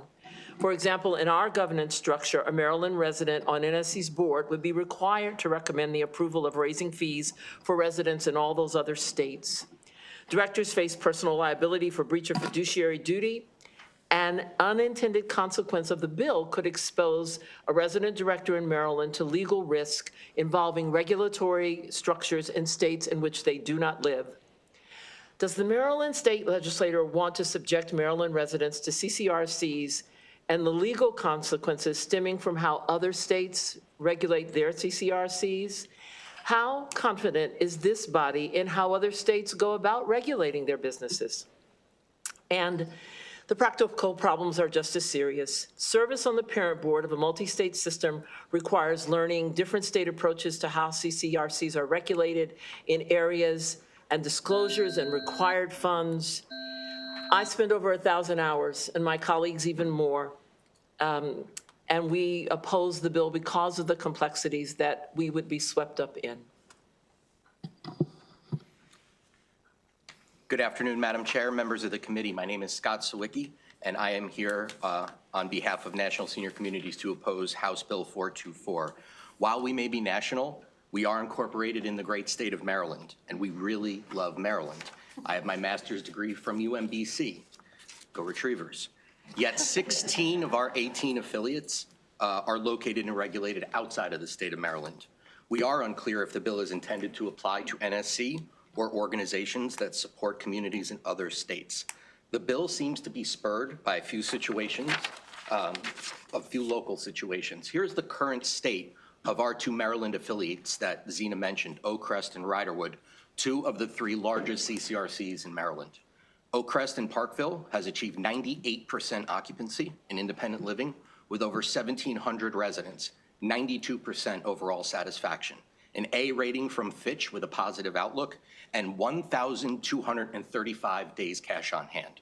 Riderwood in Silver Spring has the same exceptional story, 97% occupancy in IL with 2,000 residents and 90% overall satisfaction, A+ rating from Fitch with 1,210 days cash on hand. We do not think the issue or issues this bill is attempting to resolve are present at our communities. As it's been mentioned before, residents already have a voice in Maryland, and we don't think Maryland residents should be required to participate in the governance structures in other states. I do want to credit on the record and thank Oakcrest and Riderwood's resident directors. They volunteer many hours in doing their legal and fiduciary responsibilities for just one community. We should not assign the responsibilities of overseeing a system of CCRCs, approximately 90% of which are located and regulated outside of the state of Maryland, to one of these individuals, in addition to the work they have to perform for their own communities. Like Zena said, let's pursue some alternatives that genuinely raise resident perspective of Maryland CCRCs without compromising sound governance of multi-site systems. I'd be happy to answer your questions. Thank you.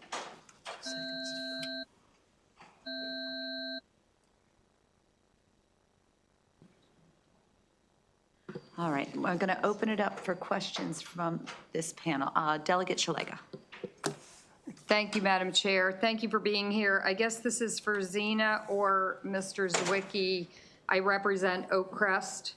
Do you live at Oakcrest? I do not. Okay, so the macro group at Oakcrest is very active, and they were involved in last year's bill. Have you heard anything from them? I have not, so that's why I was wondering. No, and I know Dick Elwood and Al Palowitz fairly well, the past resident director and the current resident director. They are not engaged on this bill at all, and I believe the state of the communication and relationship is exceptional. Thank you.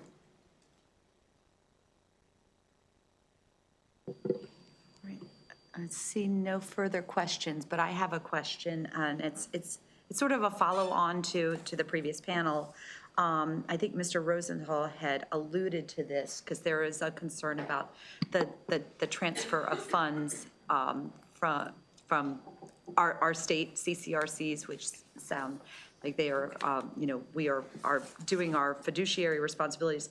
But Mr. Rosenthal spoke to the fact that in Maryland, we are regulated to not be able to transfer money out of state. Dan, I think you probably can answer this very clearly.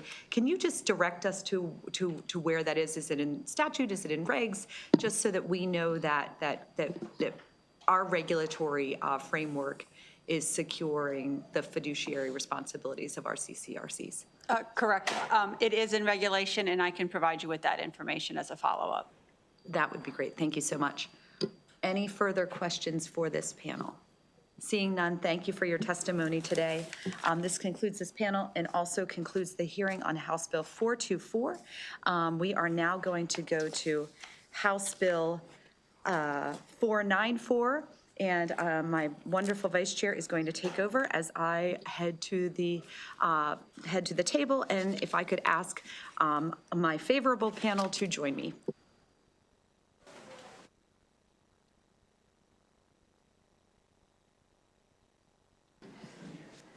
So if we could have Mr. Jacobs, Mr. Sharp, Ms. Elliott, and Ms. Kaufman. Don't go far, Dana.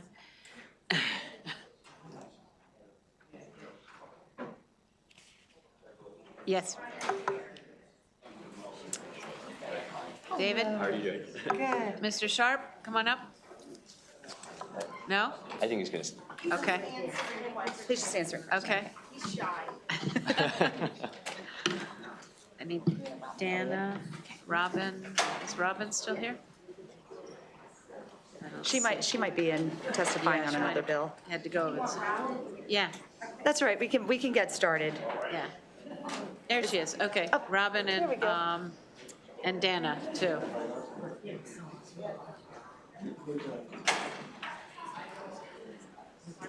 Okay, Madam Chair? Do you want me to go ahead and get started? All Please. right. Good afternoon, Madam Chair and members of the esteemed House Health Committee. For the record, Delegate Heather Bagnall, District 33C in Anne Arundel County, here in strong support of House Bill 494, Health Insurance Primary Care Investment Targets, Reimbursement and Reporting. I'm going to speak quickly to the intent of the bill and then turn it over to my panel. We know well how essential primary care is to our care continuum, and advancing and expanding primary care is not only a priority for Maryland, but of the AHEAD model as a pillar in our total cost of care, and has continued to be a priority as we have advance the AHEAD model into our new agreement. House Bill 494 establishes the framework to incentivize reimbursement to healthcare providers in a manner that meets the annual primary care investment targets. It establishes reporting requirements to demonstrate how they are investing in primary care, and requires carriers, when requesting a rate change or increase, demonstrate how they are meeting those primary care investment targets. It's patient-centered, outcomes-driven, and cost-effective policy. And for all these reasons, I ask for your favorable report, and we'll turn it over to my esteemed panel. Chair, Vice Chair, members of the committee, thank you for the opportunity to testify today. I'm Dr. Doug Jacobs. I'm the Executive Director of the Maryland Healthcare Commission and also a practicing primary care doctor. The committee has a written testimony, which is a joint letter submitted by 3 agencies: the Health Services Cost Review Commission, the Maryland Insurance Administration, and the Maryland Healthcare Commission, in support of House Bill 494. House Bill 494 is a critical step forward in strengthening Maryland's primary care foundation. The AHEAD model is destined to increase investment in primary care. And under AHEAD, Maryland is accountable to the federal government for meeting all payer primary care spending targets. Yet today, the state lacks a mechanism to ensure that payers are actually meeting the primary care investment targets necessary to achieve those goals. House Bill 494 fills that gap. It requires payers to pay providers in alignment with the state's primary care investment targets and report their progress when submitting premium rate filings to the Maryland Insurance Administration. By leveraging the existing rate review process, the bill uses established oversight mechanisms to promote transparency and accountability without creating an entirely new regulatory framework. The case for action is clear. Primary care is the only specialty where, when supply goes up, life expectancy goes up, costs due to emergency room and hospital visits go down, and disparities go down. It's for this reason that the National Academy of Medicine called primary care a public good. And unfortunately, despite this, we found that in Maryland, primary care spending has stagnated in recent years. Fortunately, Maryland is not starting from scratch here. MHCC's Primary Care Investment Work Group brings together clinicians, payers, legislators, and state agencies to analyze spending and recommend investment targets. House Bill 494 provides the enforcement and reporting structure necessary to translate that work into measurable progress.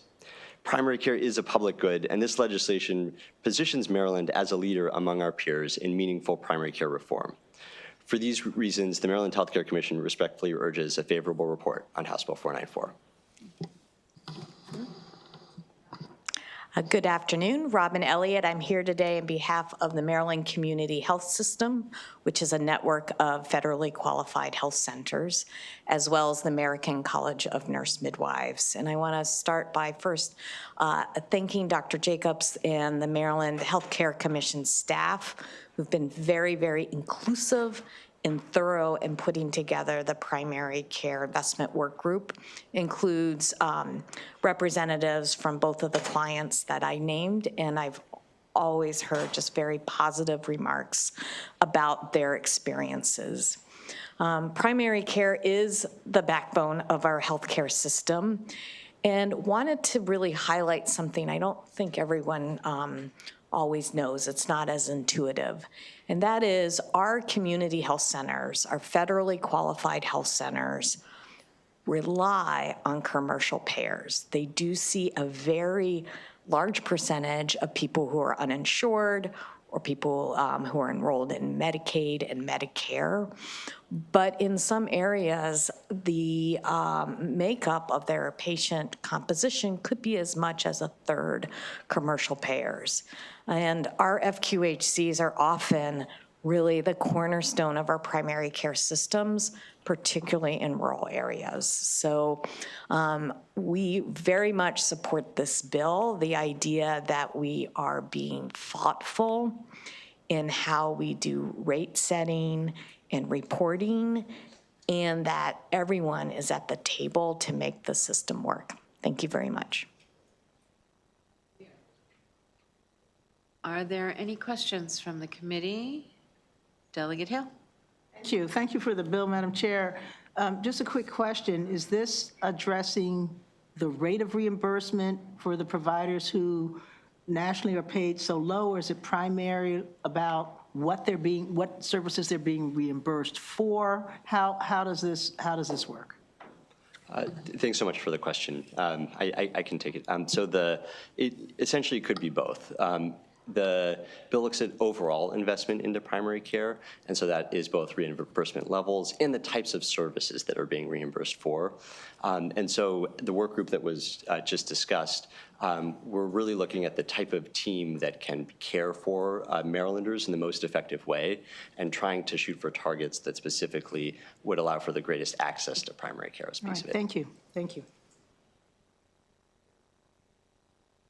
No further questions. That completes the testimony for House Bill 494 and the hearing on this bill. So we will move to House,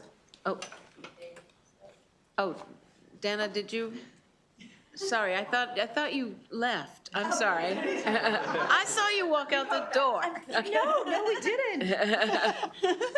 Never mind. I take it all back. I'm sorry. I'll stay. Thank you. Again, for the record, members of the committee, my name is Dana Kaufman, and I'm here on behalf of both MedChi and the Maryland Academy of Family Physicians. I don't have that much to add. I would emphasize just there was one statement when I read the report that jumped out at me, and it basically said, because an increased supply of primary care clinicians is the only specialty type that is associated with improved mortality and more equitable health outcomes, primary care is a public good. We need to make sure that we have enough primary care clinicians to accomplish the goals of the state. I do appreciate Delegate Hill's comment. I know I'm going to be a broken record about this session, but I'm going to say it again. Maryland's commercial reimbursement is the third lowest in the country. We're only above Delaware and Alabama.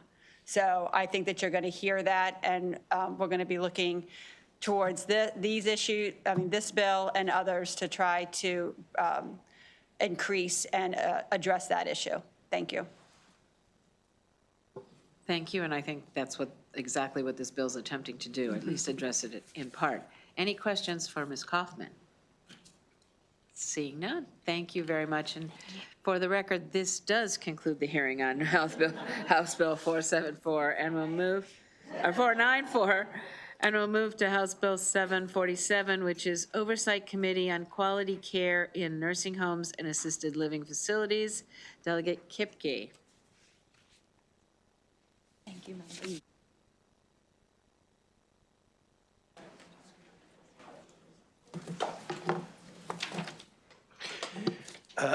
Good afternoon, Chairman, Vice Chairman, members of committee. House Bill 747 is largely a technical bill.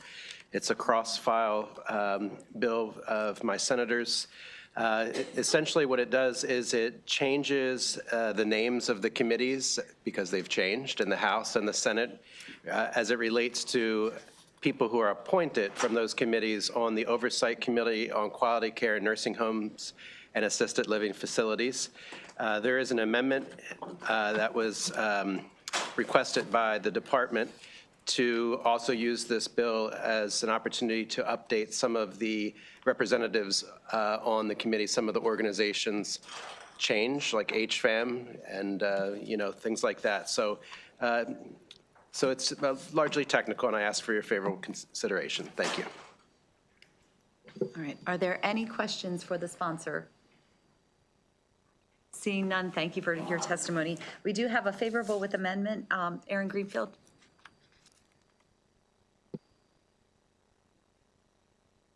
Members of the committee, I'll be brief. Leading Age Maryland, Aaron Greenfield on behalf of Leading Age Maryland. We are one of the amendments in the Department of Aging package to be added to the Oversight Committee. We believe from the sponsor it's a friendly amendment, and from the Department of Aging, and would request to be added to the Oversight Committee. Delegate Hill. Thank you. Hi, Mr. Greenfield.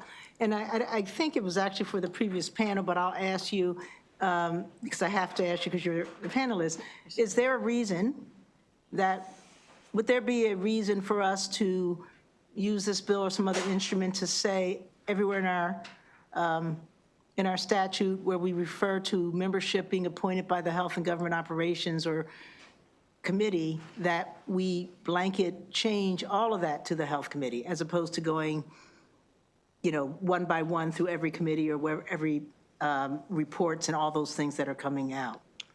Well, I think that's a better question posed to committee counsel, to be frank, in terms of your title of the committee itself. I think this was an opportunity to modernize this oversight committee with the changing landscape by the members, and I think it probably made sense to change from Health and Government Operations to Health, since they were trying to modernize the oversight committee. Very good. Thank you. Thank you.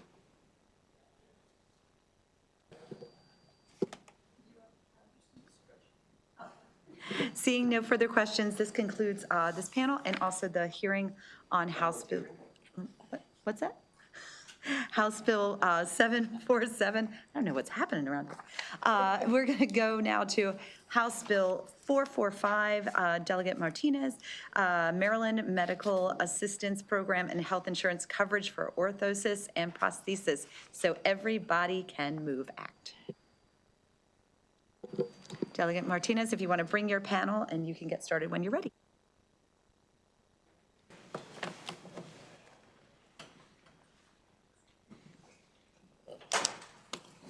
Alrighty, I will get started while my panel gets situated.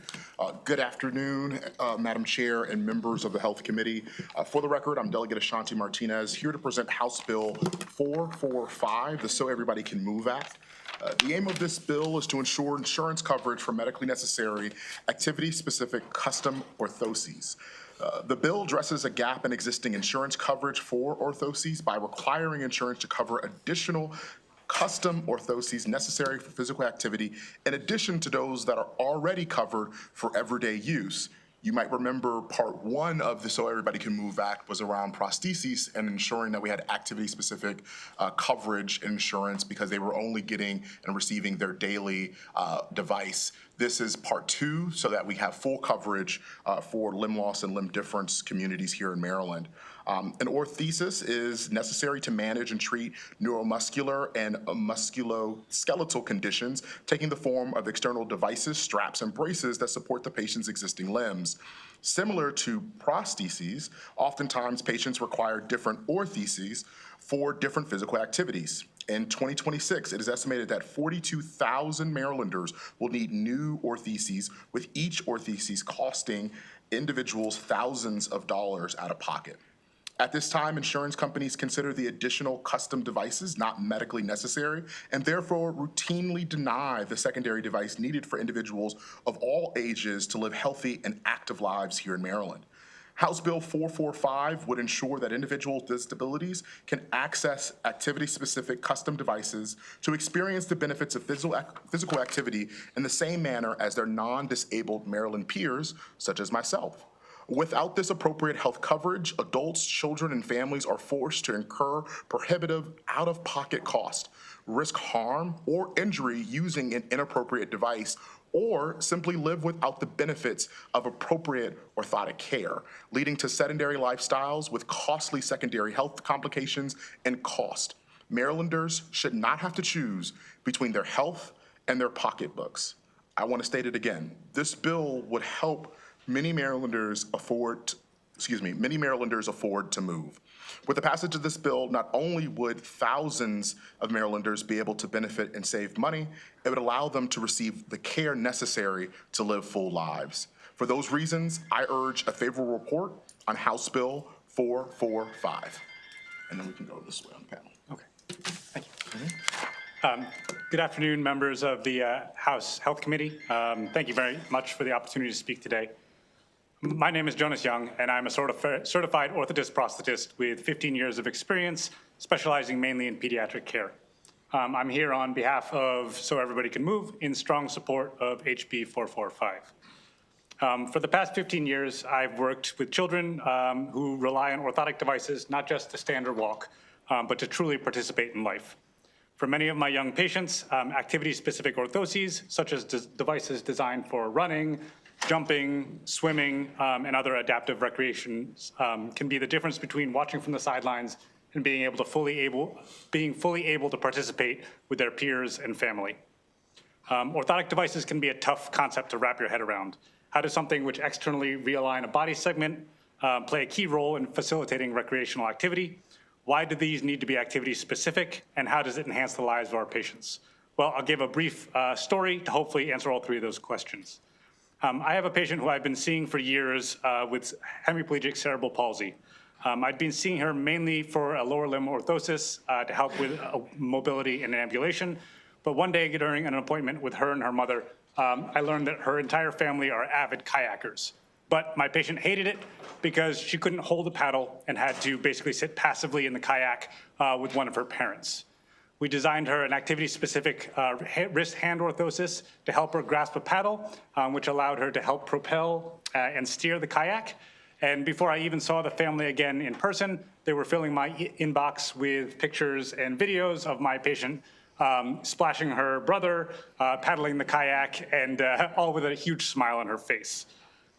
In this particular situation, my patient was fortunate enough to be able to afford something like this out of pocket. But HB 445 would ensure that Maryland state-sponsored insurance plans recognize these devices for what they are, medically necessary, health-preserving, life-changing interventions, and provide these opportunities to all patients. Thank you. Madam Chair, members of the committee, good afternoon, and thank you for this opportunity.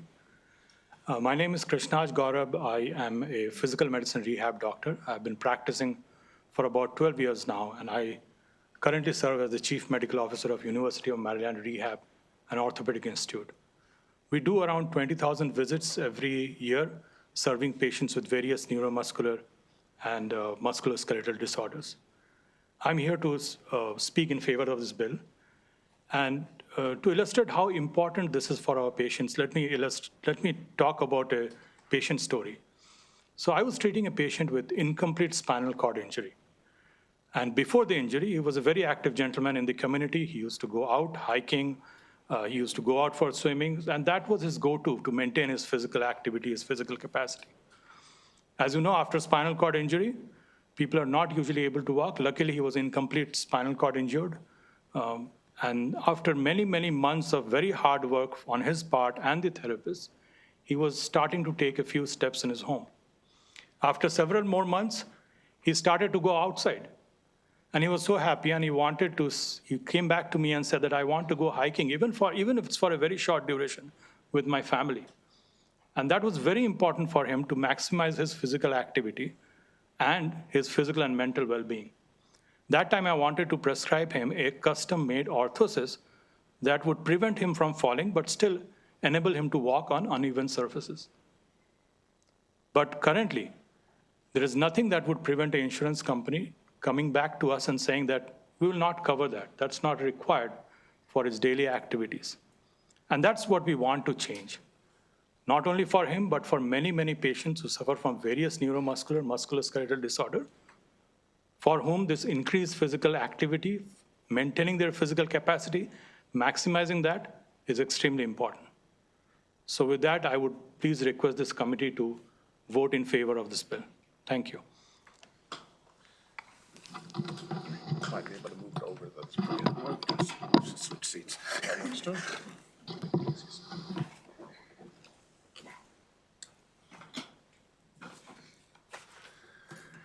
Members of the committee, I'm John Singer, and I support H.R. 445, which would require insurers to pay to replace broken medically necessary orthotics.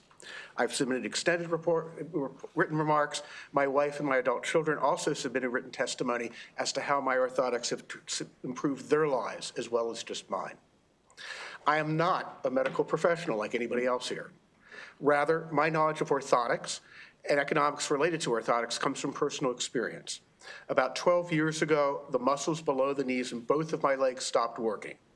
I went from someone who did triathlons and being an avid cyclist to someone being a fall risk, to not being able to walk any distance, and to not being able to stand without support. About 4 years ago, I was prescribed ankle-foot orthotics, AFOs. As you may have noticed, I'm wearing shorts today on a cold February day. And the reason is so that you can see them, in case you haven't seen something like this before. With my AFOs, I no longer need to lean on my wife to stand up without wobbling. I can walk significant distances, travel, and engage in activities that maximize my whole body health. And I can enjoy common activities that most take for granted, like without assistance walking my son down the aisle when he got married. From this transformative experience, I passionately believe that anyone who needs orthotics should be able to obtain them. The passage of this bill would make it possible. Though life-changing, orthotics are neither perfect nor inexpensive. On 2 separate occasions and after less than 3 years of use, each of my original AFOs broke while I was walking down steps. When I sought replacements, I learned that my insurance coverage would only pay for replacement AFOs every 5 years, a seemingly arbitrary amount of time. I faced a choice when they broke. I could either pay $1,100 out of my own pocket for each replacement, or I could wait years until the 5-year time period passed. This is a difficult choice for most people. At best, the replacement cost creates a financial hardship. And for many, the replacement cost is an impossibility, meaning that the only option is to go with an orthotic until that 5-year period runs. By enacting this bill, no Marylander will have to be forced to make that choice anymore. They should have to be able to get a new orthotic and not be told, sorry, you're out of luck because insurance won't pay. I'm happy to address any questions that you may have, and if you'd like, to demonstrate how I walk with and without my orthotics so you can see the substantial difference they have made in my life and, as I said, my family's as well. Thank you for your attention.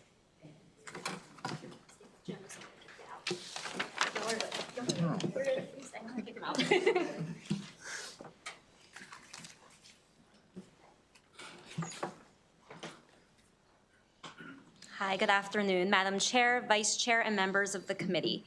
My name is Cheryl Sachs, and I thank you for the opportunity to testify in favor of House Bill 445. I am a certified prosthetics and orthotics practitioner, and I've been practicing here in Maryland for the past 14 years. I've also been an active advocate for Maryland So Everybody Can Move initiative the past 3 years. As you've heard from the other advocates on this panel, this legislation facilitates the ability to provide life-changing, medically necessary patient care for individuals who require additional custom orthoses for physical activity. This bill, House Bill 445, is about more than coverage. It is about fairness, dignity, and the fundamental right to move. This bill is an investment in the generational health of your constituents and in the physical, social, and mental well-being of Maryland's disability community, children and adults alike, as well as their families and communities. The details of why I'm so passionate about this work are in my written testimony. That being said, I do want to highlight the fiscal note for this legislation, which states that this initiative will greatly benefit Marylanders who require additional custom orthoses for physical activity, with no impact on the Maryland Medicaid program and no meaningful impact on the state employee and retiree health and welfare benefits program. Furthermore, New Mexico passed their version of this bill 2 years ago, and the rate review submitted by the commercial payers in New Mexico to their Department of Insurance with regard to this legislation in their state showed a 0% increase on their premiums. Thank you for your time, and I respectfully ask for your favorable report on House Bill 445. Thank you very much. I'm going to open it up to the members for questions. I see I have a question from Delegate Kaufman. Yes.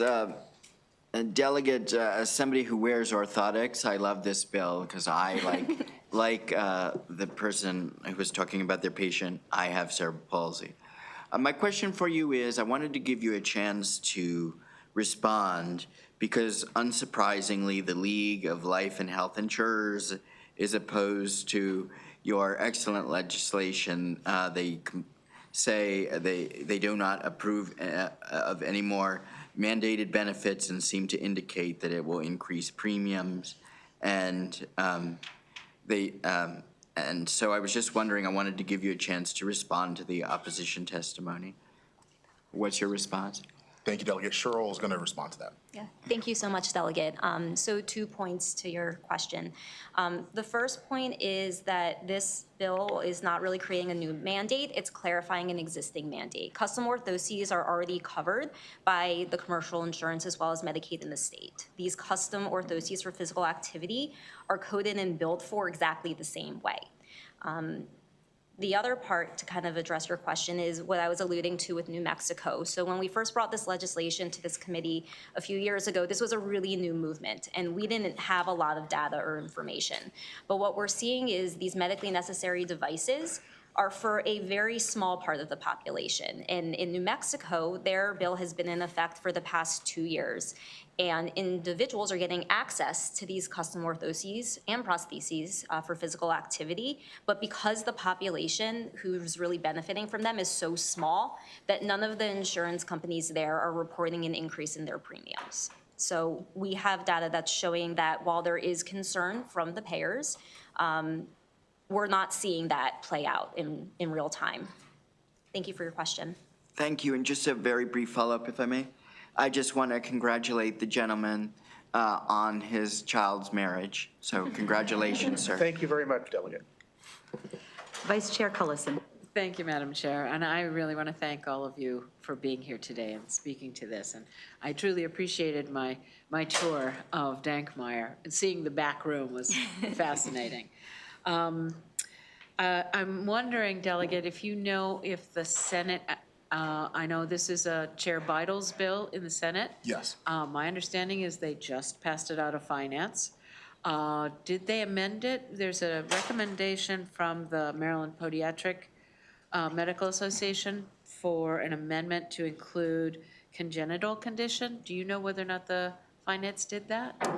Appreciate the question. Cheryl can answer that because the amendment is news to me. So, Okay. Yeah. Yes, thank you for your question, Vice Chair Cullison. Yes, so the amendment that the podiatry folks were requesting is just clarifying the definition for orthosis to ensure that it's going to provide coverage for individuals with congenital weakness or someone who may acquire the weakness later down the road. So the Senate did accept that amendment. Us as the advocates are in support of that amendment as well, and the bill did pass out of the Senate unanimously this afternoon, the Finance Committee. Great. Thank you very much. Thank you. Seeing no further questions, this concludes, I'm sorry, Delegate Riley, thank you. Madam Chair, just a quick question. So can you give us an example of why that a person, especially a youth, would need several different orthotics opposed to just one? And if that is possibly a reason why the insurance company has denied them? Certainly. So from a clinical standpoint, when it comes to these orthotic devices, and these are orthoses that are prescribed by a healthcare provider. This is not something that you can pick up off the shelf at a pharmacy. So I can actually even use Mr. Singer, John, as an example. So with his orthoses, they are a kind of like a solid piece of carbon fiber. There's no actual movement from an articulation standpoint with those orthoses. So if, let's say he, or if he was younger, if he wanted to go dancing, he'd have his braces at risk of cracking. Doing squats at the gym is not something that he's able to safely do with his orthoses. But having a pair of custom orthoses with an actual ankle articulation in it would allow for those movements to occur safely. However, it would not control his weakness from a walking standpoint for those long distances. So that's one example of an instance for a medically necessary custom orthosis for physical activity. My pleasure. Thank you for your question. Seeing no further questions, this concludes the testimony of this panel. Thank you very much for your testimony. We do have a favorable panel. So I have Grace Dietz, Charlie Kelly, and Matthew Mitchell.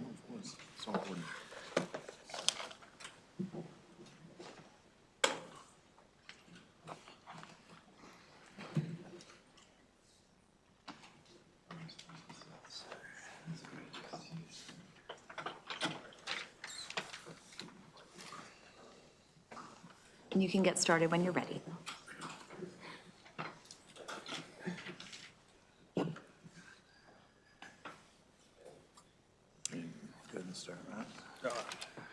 Hello, Madam Chair, Vice Chair, and members of the committee. My name is Matthew, and my story begins with a fracture to my L4 vertebrae that caused life-changing damage to my body. I woke up in the hospital unable to move my left leg or foot. I couldn't wiggle a toe. I was in constant pain, and I was terrified. After 2 weeks, I stood for the first time, with nurses surrounding me, holding me up while I shook uncontrollably. I lasted about 15 seconds before collapsing back onto the bed, drenched in sweat. The bottoms of my feet felt like rubber. I remember thinking, this is my life now. After a month in the hospital, I could take about 15 steps with a walker and a lot of assistance. When I was discharged, I was physically and emotionally broken. I tried to walk without proper support, overcompensating, causing pain to travel down my other leg. Every day felt like a reminder of what I'd lost. Then I was finally fitted with a custom AFO. That brace changed everything. For the first time, I could walk with stability. I could lift my foot. I could move forward without fear of falling. Eventually, I worked up my way up to nearly walking a mile, not without pain, but with dignity. My story is not yet over. While I am able to walk with my current AFO, I am unable to run or hike with it, which I was able to do with ease and joy prior to my accident. The challenge now is not whether there is an AFO that will allow me to do such things, it's whether or not I have access to it. This bill will change insurance coverage, which will limit delays and limitations. This medically necessary orthotic care so everybody can move act exists to make sure that medically necessary orthotic care is covered when it's needed, not after damage is done. Healing and physical activity should not have to wait for paperwork. And when the access is restricted, people lose progress, independence, and the ability to return to work.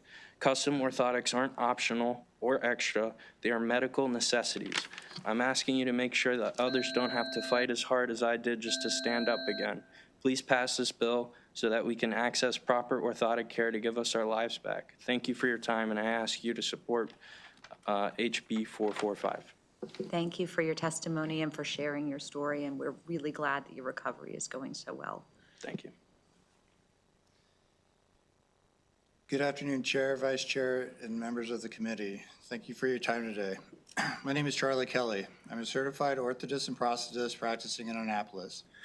I'm here with strong support of HB 445 so everybody can move act. Orthoses are not nice to haves, they're medically prescribed devices that protect joints, stabilize weak or misaligned limbs, reduce falls, and protect secondary complications. In my clinical practices, I see orthoses function as lifelines for people that are managing neuromuscular, musculoskeletal disordered, or acquired conditions, because without them, mobility and independence can disappear quickly. Here's an example of a patient that I'm currently treating. This 9-year-old boy has an inoperable brain tumor and has developed hemiparesis. His therapy isn't about walking better, it's about keeping his brain engaged and fighting the functional decline. He plays the violin as part of his rehabilitation plan. This assists in stimulating the affected areas of his brain, driving repetition, coordination, and motor relearning. To play needs an activity-specific upper extremity orthosis that positions and stabilizes his weak limb so he can effectively practice. Currently, this device is not a covered device because it is too easily mislabeled as not medically necessary. For him, it is not optional, it is treatment. It is the difference between being excluded from therapeutic activity and being able to benefit from them. The purpose of HB 445 is to expand the current law to include coverage for activity-specific orthotic devices. This matters because activity-specific doesn't mean recreational. It is clinically appropriate for real-world demands of rehabilitation and function. A single everyday brace cannot meet every medical or therapeutic demand for a patient's needs. When a patients are forced for a one brace for everything approach, they often compensate, overuse other joints, develop skin breakdown, or stop doing the very activities their care team prescribed because it becomes too painful or too difficult. I respectfully urge a favorable report on HB 445. Thank you for your consideration. I'm happy to answer any questions. Madam Chair, Madam Vice Chair, and committee members, good afternoon, everyone. Thank you for the opportunity to also speak in favor of House Bill 445. My name is Grace Dietz. I'm a first-year clinical resident in the field of prosthetics and orthotics, having just graduated this past December. And though I'm very early on in my career in this field, the needs for coverage of activity-specific orthoses has been evident as far back as in school during rotations. One such example was that of a 14-year-old girl in Baltimore who, after establishing herself in a variety of sports, became proficient in swimming, volleyball, and soccer. Quite the athlete. She was being seen in the clinic for foot drop, which is a presentation that takes away the ability to raise the toes and clear the foot during gait. With no explicit cause of this foot drop, this sweet girl was facing challenges not only to try and clear her foot, but also to manage the compensations in all of her sports, reducing her ability to engage fully. I remember an anecdote that she had said that her mom calls her little Nemo because when she swims, her flipper just doesn't work. You can tell not only the physical toll, but also the emotional toll where this patient was faced with the hardship of losing abilities in sports that gave her passion, goals, purpose, and health. An activity-specific orthosis would aid to bridge this gap in ways a daily orthosis would not. This is why Bill 445 is so important. It provides accessibility to patients of any age and demographic to accomplish activities that make them feel whole and keeps them healthy.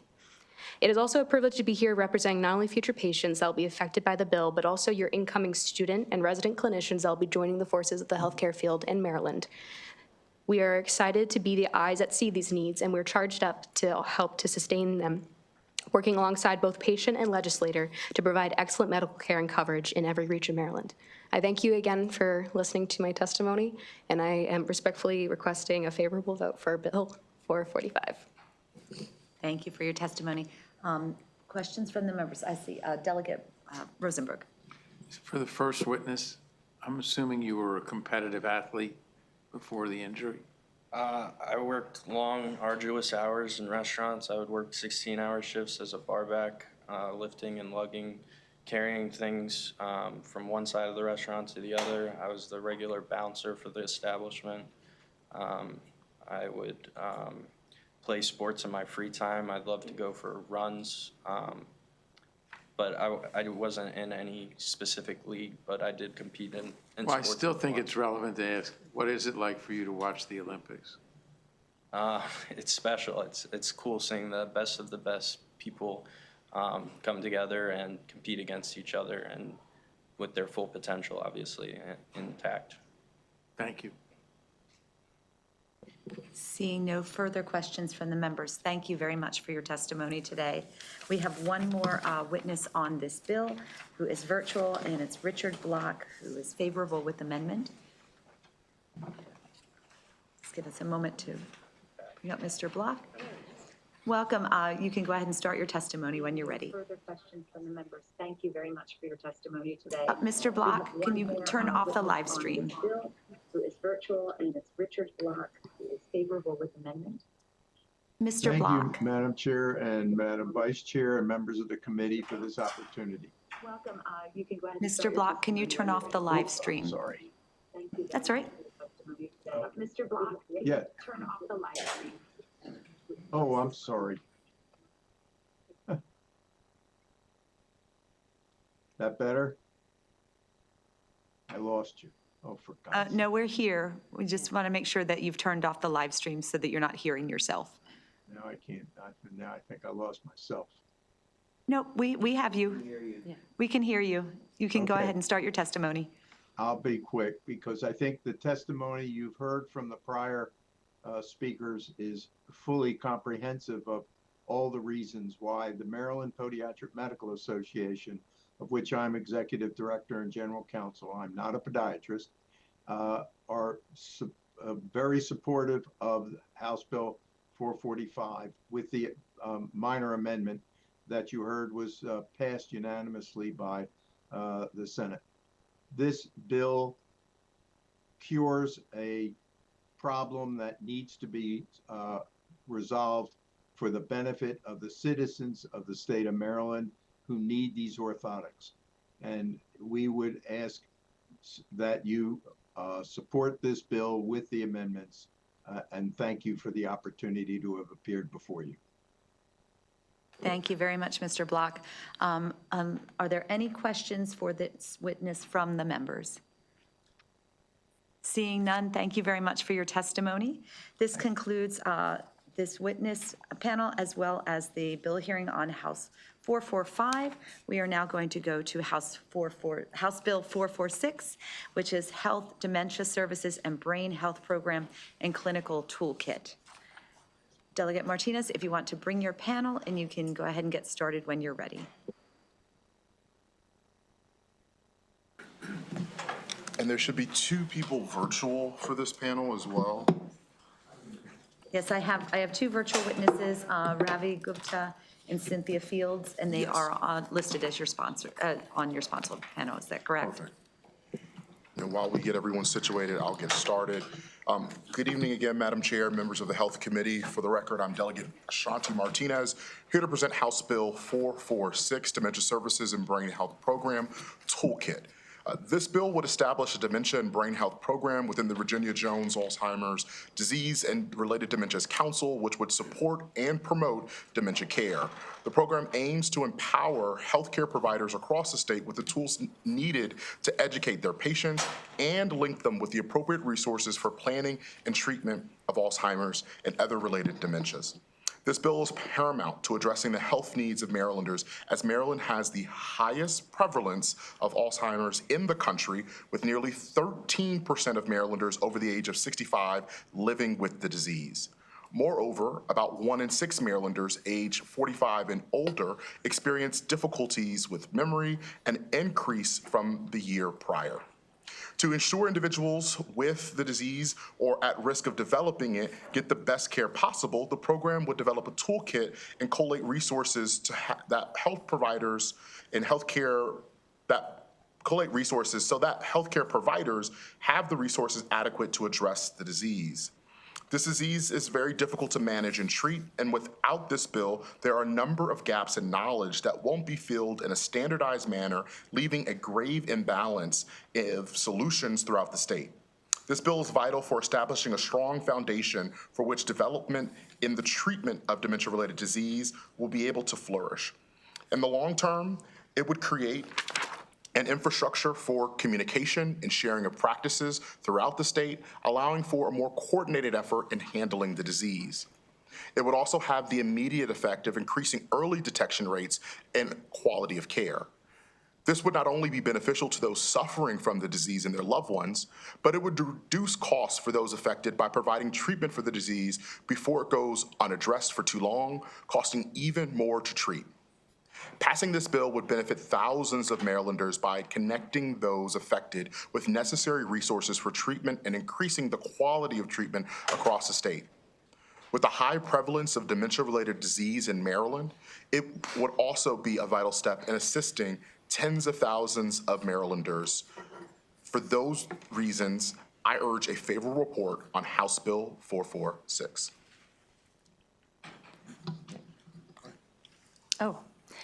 Good afternoon, Chair Bagnall and members of the committee. Thank you so much for the opportunity to speak today. My name is Joanne Donnellan, and I'm a resident of Silver Spring, and I grew up in Beltsville, where my parents lived there for 50 years.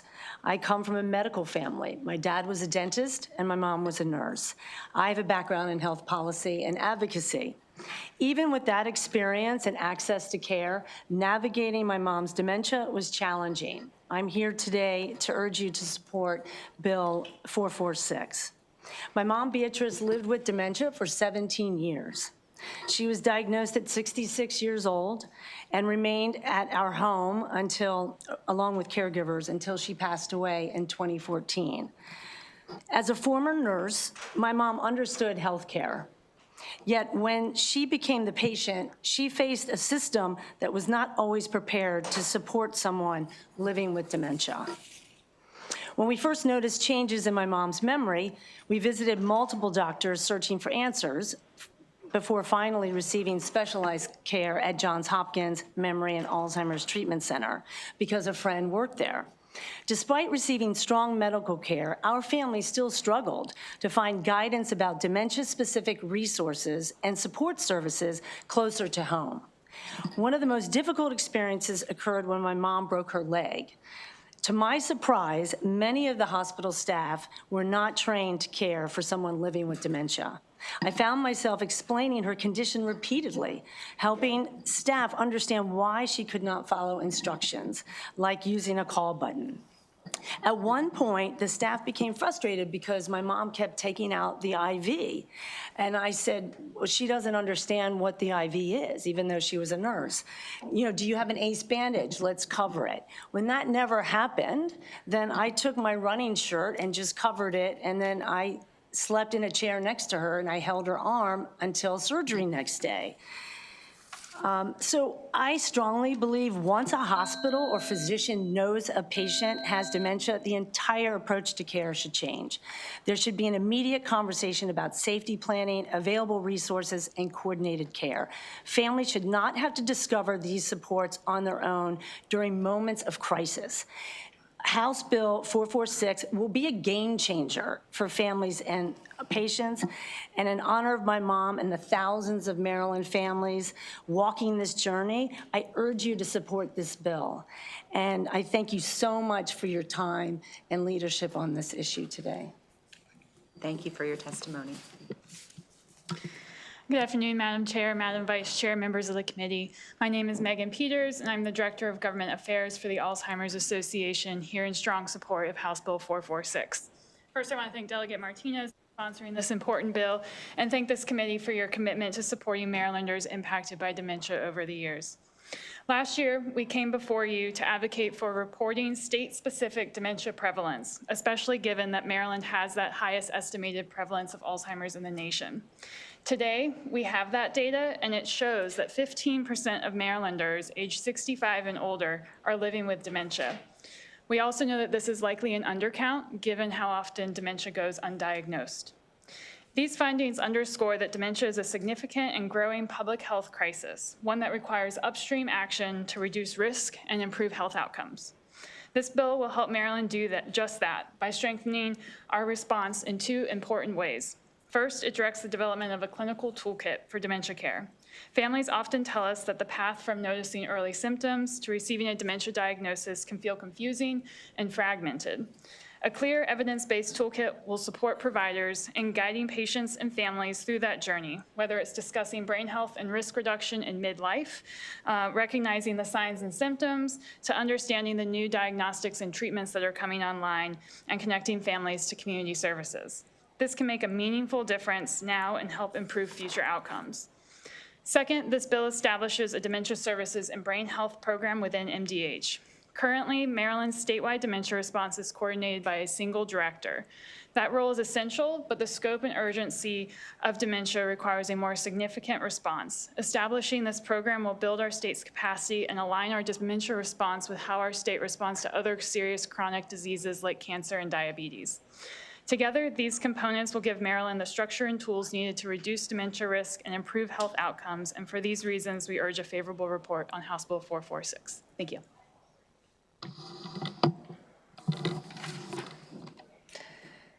Good afternoon, Chair Bagnall, Vice Chair Cullison, and members of the committee. I'm Sarah Westrick, Advocacy Director for AARP Maryland, representing our 850,000 members across the state.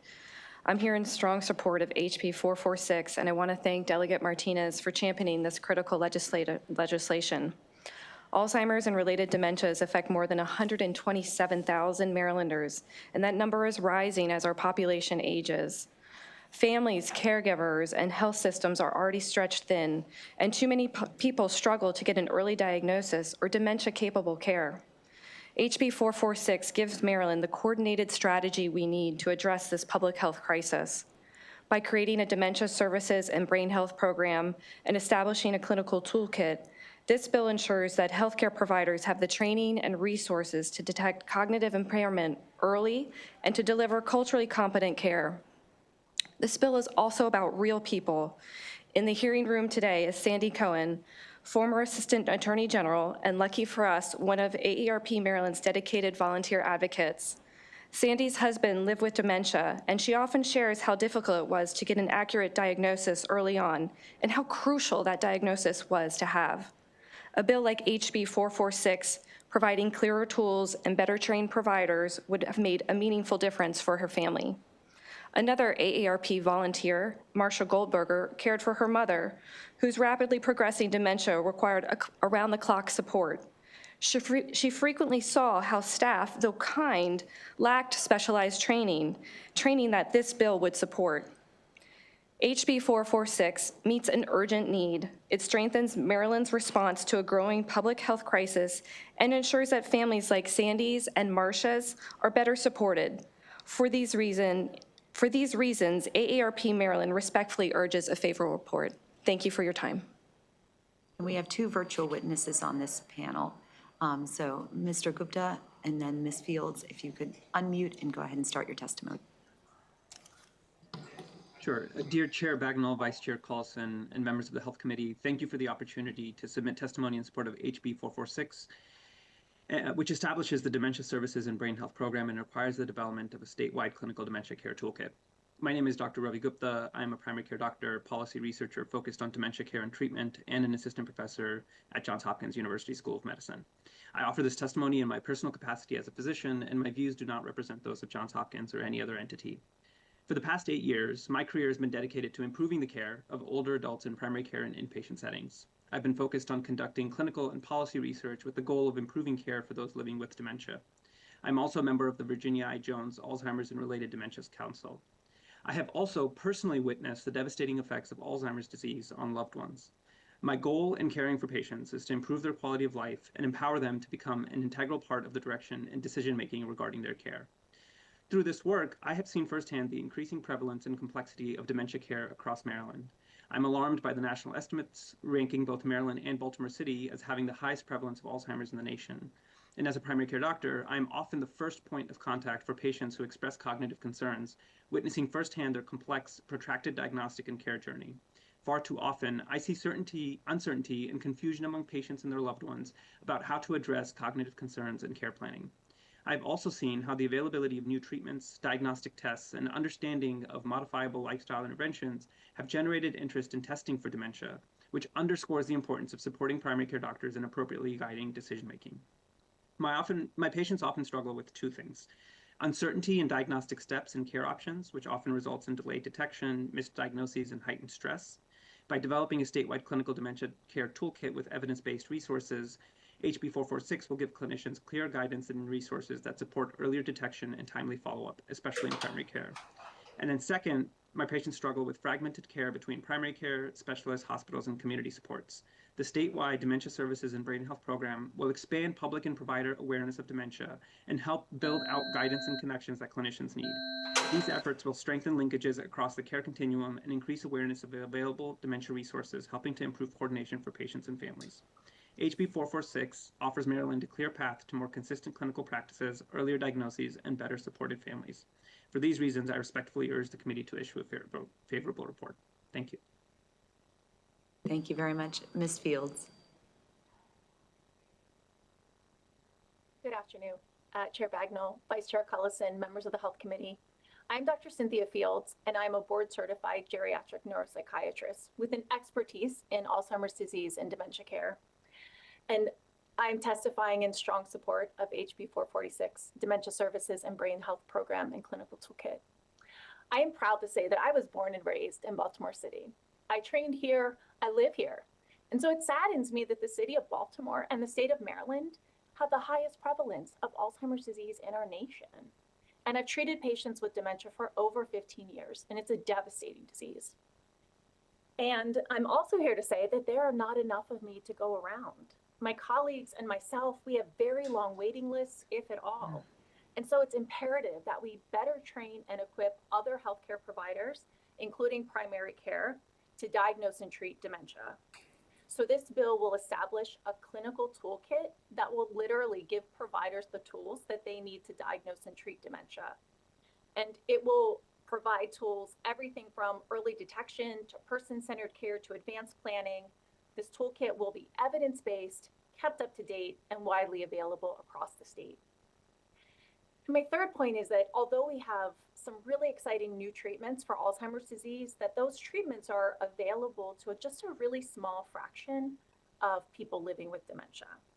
And so we have to get ahead of this disease by investing in prevention. And research shows us that prevention works.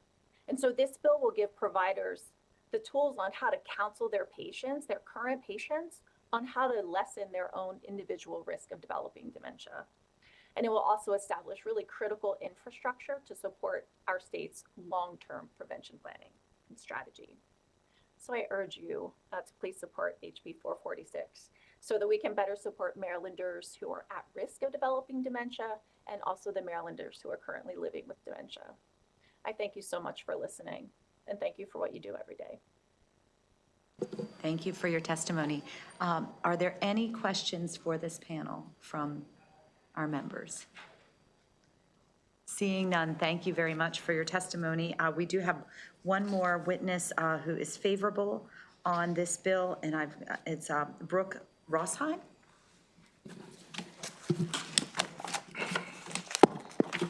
Thank you, guys. Delegate Martinez, before you leave, I have a question. I do have a question. I have a question for you. We have a fiscal note that obviously we have to address. Sure. But it's a bit confusing. Yes. Because it's, it speaks to using existing resources, but a need for staffing. But it references the Department of Health, the Department of Aging, and also the Virginia I. Jones Alzheimer's Disease and Related Dementias Council. But I notice we don't have any testimony from them.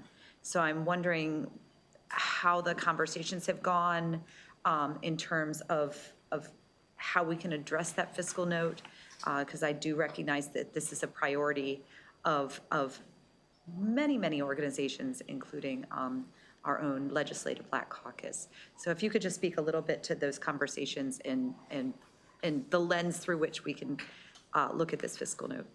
Yeah, no, I appreciate that. I believe we will be able to find common ground when it comes to getting us a revised fiscal note that speaks to the realities of what this program and ultimately the toolkit will actually cost the state. I saw the fiscal note and was also equally confused, and actually have had some conversations before the hearing today where the health department wants to figure out how they can use existing resources to make this happen, which is why you didn't see a letter in the packets. Thank you very much, and my apologies for my mental moment there. No, so I appreciate it. This concludes this panel, and now we have Brooke Rossheim. You can begin your testimony when you're ready. Chair Bagnall, Vice Chair Cullison, and members of the committee, thank you for the opportunity to testify in support of HB 446. My name is Dr. Brooke Rossheim. I'm a Maryland licensed physician with training and experience in public health, internal medicine, and geriatric medicine. Maryland faces a serious Alzheimer's problem. In 2025, about 127,000 Marylanders are living with Alzheimer's disease, and that number will continue to rise. HB 446 takes two important steps. It creates an annually updated clinical toolkit for dementia care. Alzheimer's science is rapidly advancing, and clinicians across Maryland need up-to-date information. This bill also establishes a Dementia Services and Brain Health Council program and expands the role of the Virginia Jones Alzheimer's and Related Dementia Council. As a former district public health director, I can tell you that the public health system includes government agencies and frontline clinicians. Policymakers, public health professionals, stakeholders, and clinicians should all be involved to address the anticipated surge in Alzheimer's patients. As a geriatrician, caring for a patient with Alzheimer's disease is challenging. Early on, the illness can be difficult to detect, and its progression takes an obvious toll on the patient, their loved ones, caregivers, and the clinician. Maryland has the opportunity to act now to address this important issue. Thank you for your consideration, and I respectfully urge a favorable report on HB 446. Thank you very much for your testimony. Are there any questions from the members for this witness? Seeing none, thank you very much for your testimony today. This concludes this panel and also the bill hearing on House Bill 446. And we are now going to our last bill of the day, House Bill 442, Professional Liability Insurance Coverage, Nursing Homes, Assisted Living Facilities, and Nurse Midwives Disclosure. Delegate Kaufman, if you want to approach the table and bring your panel. And you can get started whenever you're ready. Thank you for your patience, Madam Chair.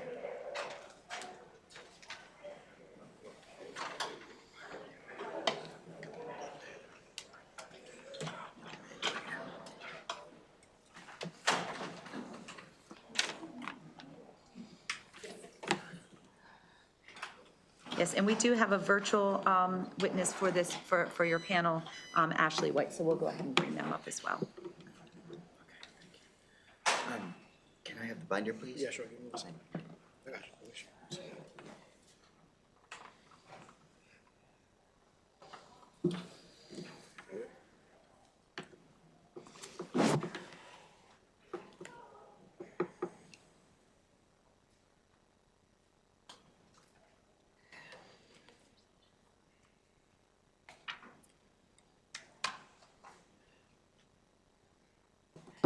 Good afternoon, Madam Chair, and I'm very excited because today I'm presenting a bill with no opposition, no fiscal note, and it just passed the Senate Finance Committee, the cross-file.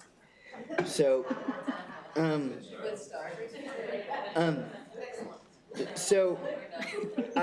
really excited to present this consumer protection buyer beware legislation. Can you move the mic just a little closer? Yes. Okay. Perfect, thank you. Do I need to, did you hear the thing about the Finance Committee and stuff? Okay. Delegate Riley really liked that. Anyway, good afternoon, Chair Bagnell, Vice Chair Cullison, and members of the committee. For the record, my name is Delegate Aaron Kaufman, representing District 18 in Montgomery County, and I respectfully request a favorable report on HB 442. And it is a consumer protection piece of legislation, and I also call it a buyer beware legislation, as I'll get into earlier. The legislation requires disclosure, legislation to require disclosure of professional liability insurance for nursing homes, assisted living facilities, and nurse midwives. HB 442 addresses a fundamental issue of transparency and informed consent in healthcare and long-term care settings. When Maryland families seek to admit a loved one to a nursing home or assisted living facility or seek care from a nurse midwife, they reasonably assume that the person has professional liability insurance in place should serious harm occur. In reality, neither Maryland nor federal law requires consistent liability coverage across assisted living facilities, nursing homes, or for nurse midwives. Families are often not aware of the lack of insurance until an injury or complication has already occurred. We also know that the severity in senior living and long-term care sector of issues has risen sharply over the past decade. Reports from Liberty Mutual Senior Care Claim show that the average indemnity payments for senior care claims have more than doubled, reaching approximately $226,000 in 2024, underscoring the financial consequences of neglect, that they are significant and very real. When a facility or provider is uninsured, residents who suffer harm may have little or no ability to recover damage, even when the negligence is obvious, leaving families to shoulder medical costs, long-term care needs, and their own. This is not radical legislation, as Virginia requires nursing homes and certified nursing facilities to maintain professional liability insurance. We're not requiring it, we're just saying if you don't have it, you have to let people know at the outset. Nationally, certified professional midwives in Oklahoma, Kansas, and Missouri must carry malpractice insurance as a licensure requirement. These policies promote transparency and allow individuals and their families to make informed decisions about their own care. Though MD Code Health Occupations 8515 Maryland already embraces disclosure by requiring advanced practice registered nurses, APRNs, to notify patients in writing if they do not maintain liability insurance. HB 442 builds logically on that existing framework by extending that transparency framework to nursing homes and assisted living facilities and midwives settings where residents face the highest risk of serious injury and where the consequences of undisclosed non-coverage can be devastating. For those reasons, this represents a measured, reasonable consumer protection aligned policy that aligns with the national best practices and Maryland's existing disclosure laws. Therefore, I respectfully request a favorable report, and I in particular want to highlight that this bill she couldn't come today, but the long-term care ombudsman for our state is in favor of the legislation, as is AARP. Thank you very much, Madam Chair, and I ask for a favorable report on HB 442. Good afternoon, Madam Chair and Vice Chair and House Committee members. I appreciate the opportunity to be here today. My name is Nomiki Pastrikos, and I'm an attorney with Myers, Rodbell, and Rosenbaum. It's a law firm located in Prince George's County. I am speaking today on behalf of the Maryland Association for Justice in strong support of House Bill 442. I'm also here today to speak on behalf of Florence Crudup and her family, who could not be here today to tell her story, so I will. Florence was severely neglected and abused while living in an assisted living facility in Baltimore. She died tragically as a result of the neglect. While representing Florence's family, we discovered that the assisted living facility did not carry malpractice insurance. Despite knowing this, we pursued justice. We went to trial. We obtained a favorable verdict. The jury held the facility and its owner accountable, but justice was not completely served because the facility lacked malpractice insurance. Florence's family will never be fully compensated for the devastating loss of their beloved mother and grandmother. What's most troubling is this: Florence's family was never told that the facility did not carry malpractice insurance. They were deprived of this critical information. They assumed that if something went wrong, there would be coverage, that there would be a safeguard. This was a reasonable assumption, but it was wrong. Had they known, they would never have placed Florence there, and perhaps she'd be alive today. That choice was taken from them. Transparency matters because families making these decisions are vulnerable. They are entrusting facilities with the safety and dignity of someone they love.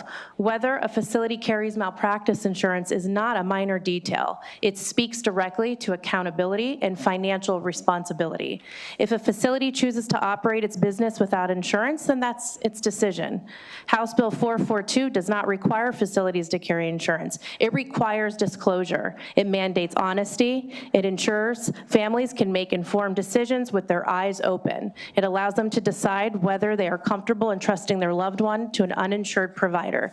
Concealing or failing to disclose the absence of malpractice insurance strips families from that choice. For Florence and for the families who will come after her, I respectfully urge a favorable report for House Bill 442. Thank you. Good afternoon, members of the committee. My name is Mike Rubin. I'm an attorney at Shakur, Staten, Goldberg, and Cardia in Baltimore. It's a privilege to speak regarding this bill. Last year, I had the absolute honor of representing a family, a Maryland family, who experienced the worst thing that can occur to anyone, the loss of a child. The parents hired a midwife whom they assumed carried professional liability insurance. This midwife told them that it was safe for them to have a home birth, even though the mother had previously had 2 births via C-section. I will spare you the details of that delivery, but you must know that the child suffered and ultimately passed away. The baby's name was Nayeli Lewis. And this photo, taken right up the road here in Annapolis, shows Nayeli meeting her family and saying goodbye. My law firm took this case, and we saw it through to the end, even though we knew a recovery was unlikely, because that was the right thing to do for Nayeli. This family, these terrific parents, never would have retained this midwife had they known she did not carry professional liability insurance. This bill ensures that Maryland families will not be left in the dark until it's too late. And when the worst happens, it will help preserve a family's ability to seek accountability. For Nayeli and for every Maryland family who deserves transparency and accountability, I urge you to pass this bill. Thank you very much. You have one virtual witness. Ms. White, if you want to unmute and start your testimony. Hello, thank you for your time and attention to this extremely important issue, and I want to thank the individuals that worked to put this bill together.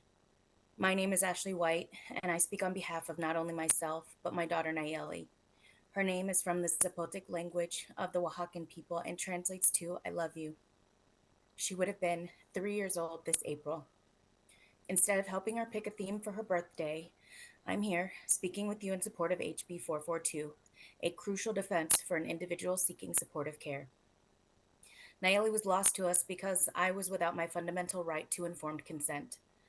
There currently exists a dangerous transparency gap wherein my midwife comfortably sat, existing outside of what I believe to be a necessary part of a checks and balance system that keeps patients and their families protected. Had this person been required to tell me they were not insured, I would have made a different decision for where to place my trust, and I would have put my daughter's life in someone else's hands.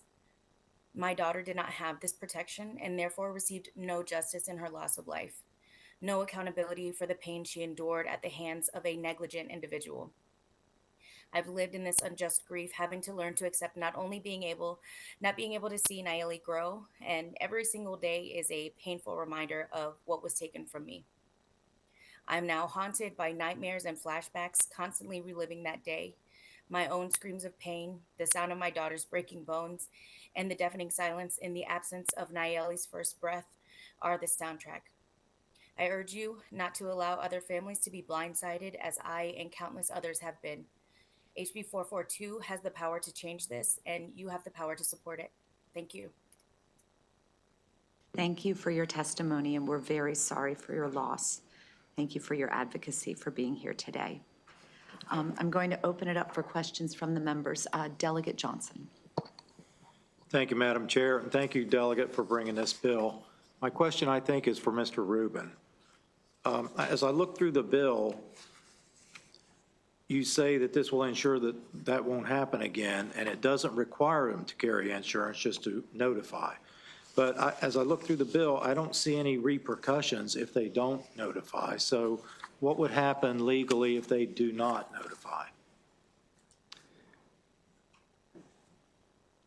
I would have to get back to you with respect to that question. It's a fair one. I will check with the Maryland Association for Justice, whom I'm a member of, and make sure that we get you a response to that question, sir. Okay, could you get that response to the whole committee, please? Of course. Thank you. I appreciate it. Thank you, Madam Chair.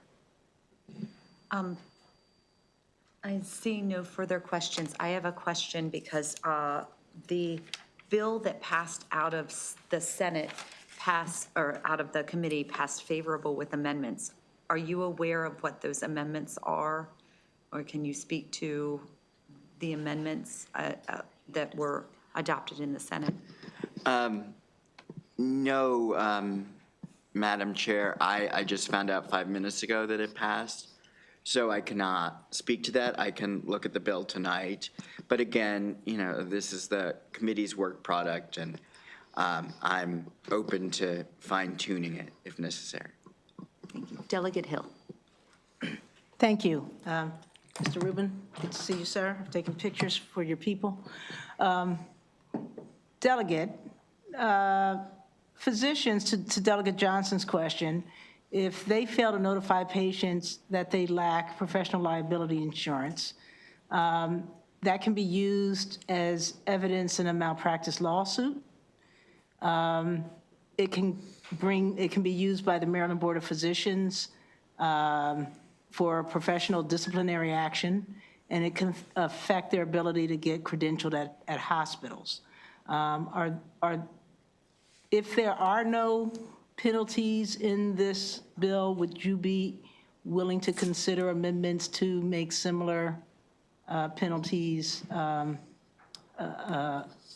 attend if they fail to disclose? Absolutely. I didn't realize until Delegate Johnson mentioned it about the lack of teeth in this legislation, and so absolutely I'm in favor of adding teeth to it.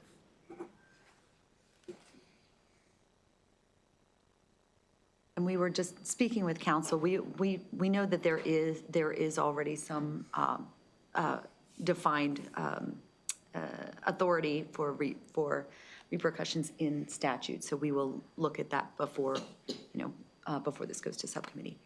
Any further questions from the members for this panel? Thank you very much for your testimony today. Thank you for sharing your stories, and we are very sorry for your loss. This concludes this hearing on House Bill 442, and actually concludes our hearings for the day. If I can just ask the members to wait and go ahead and take us.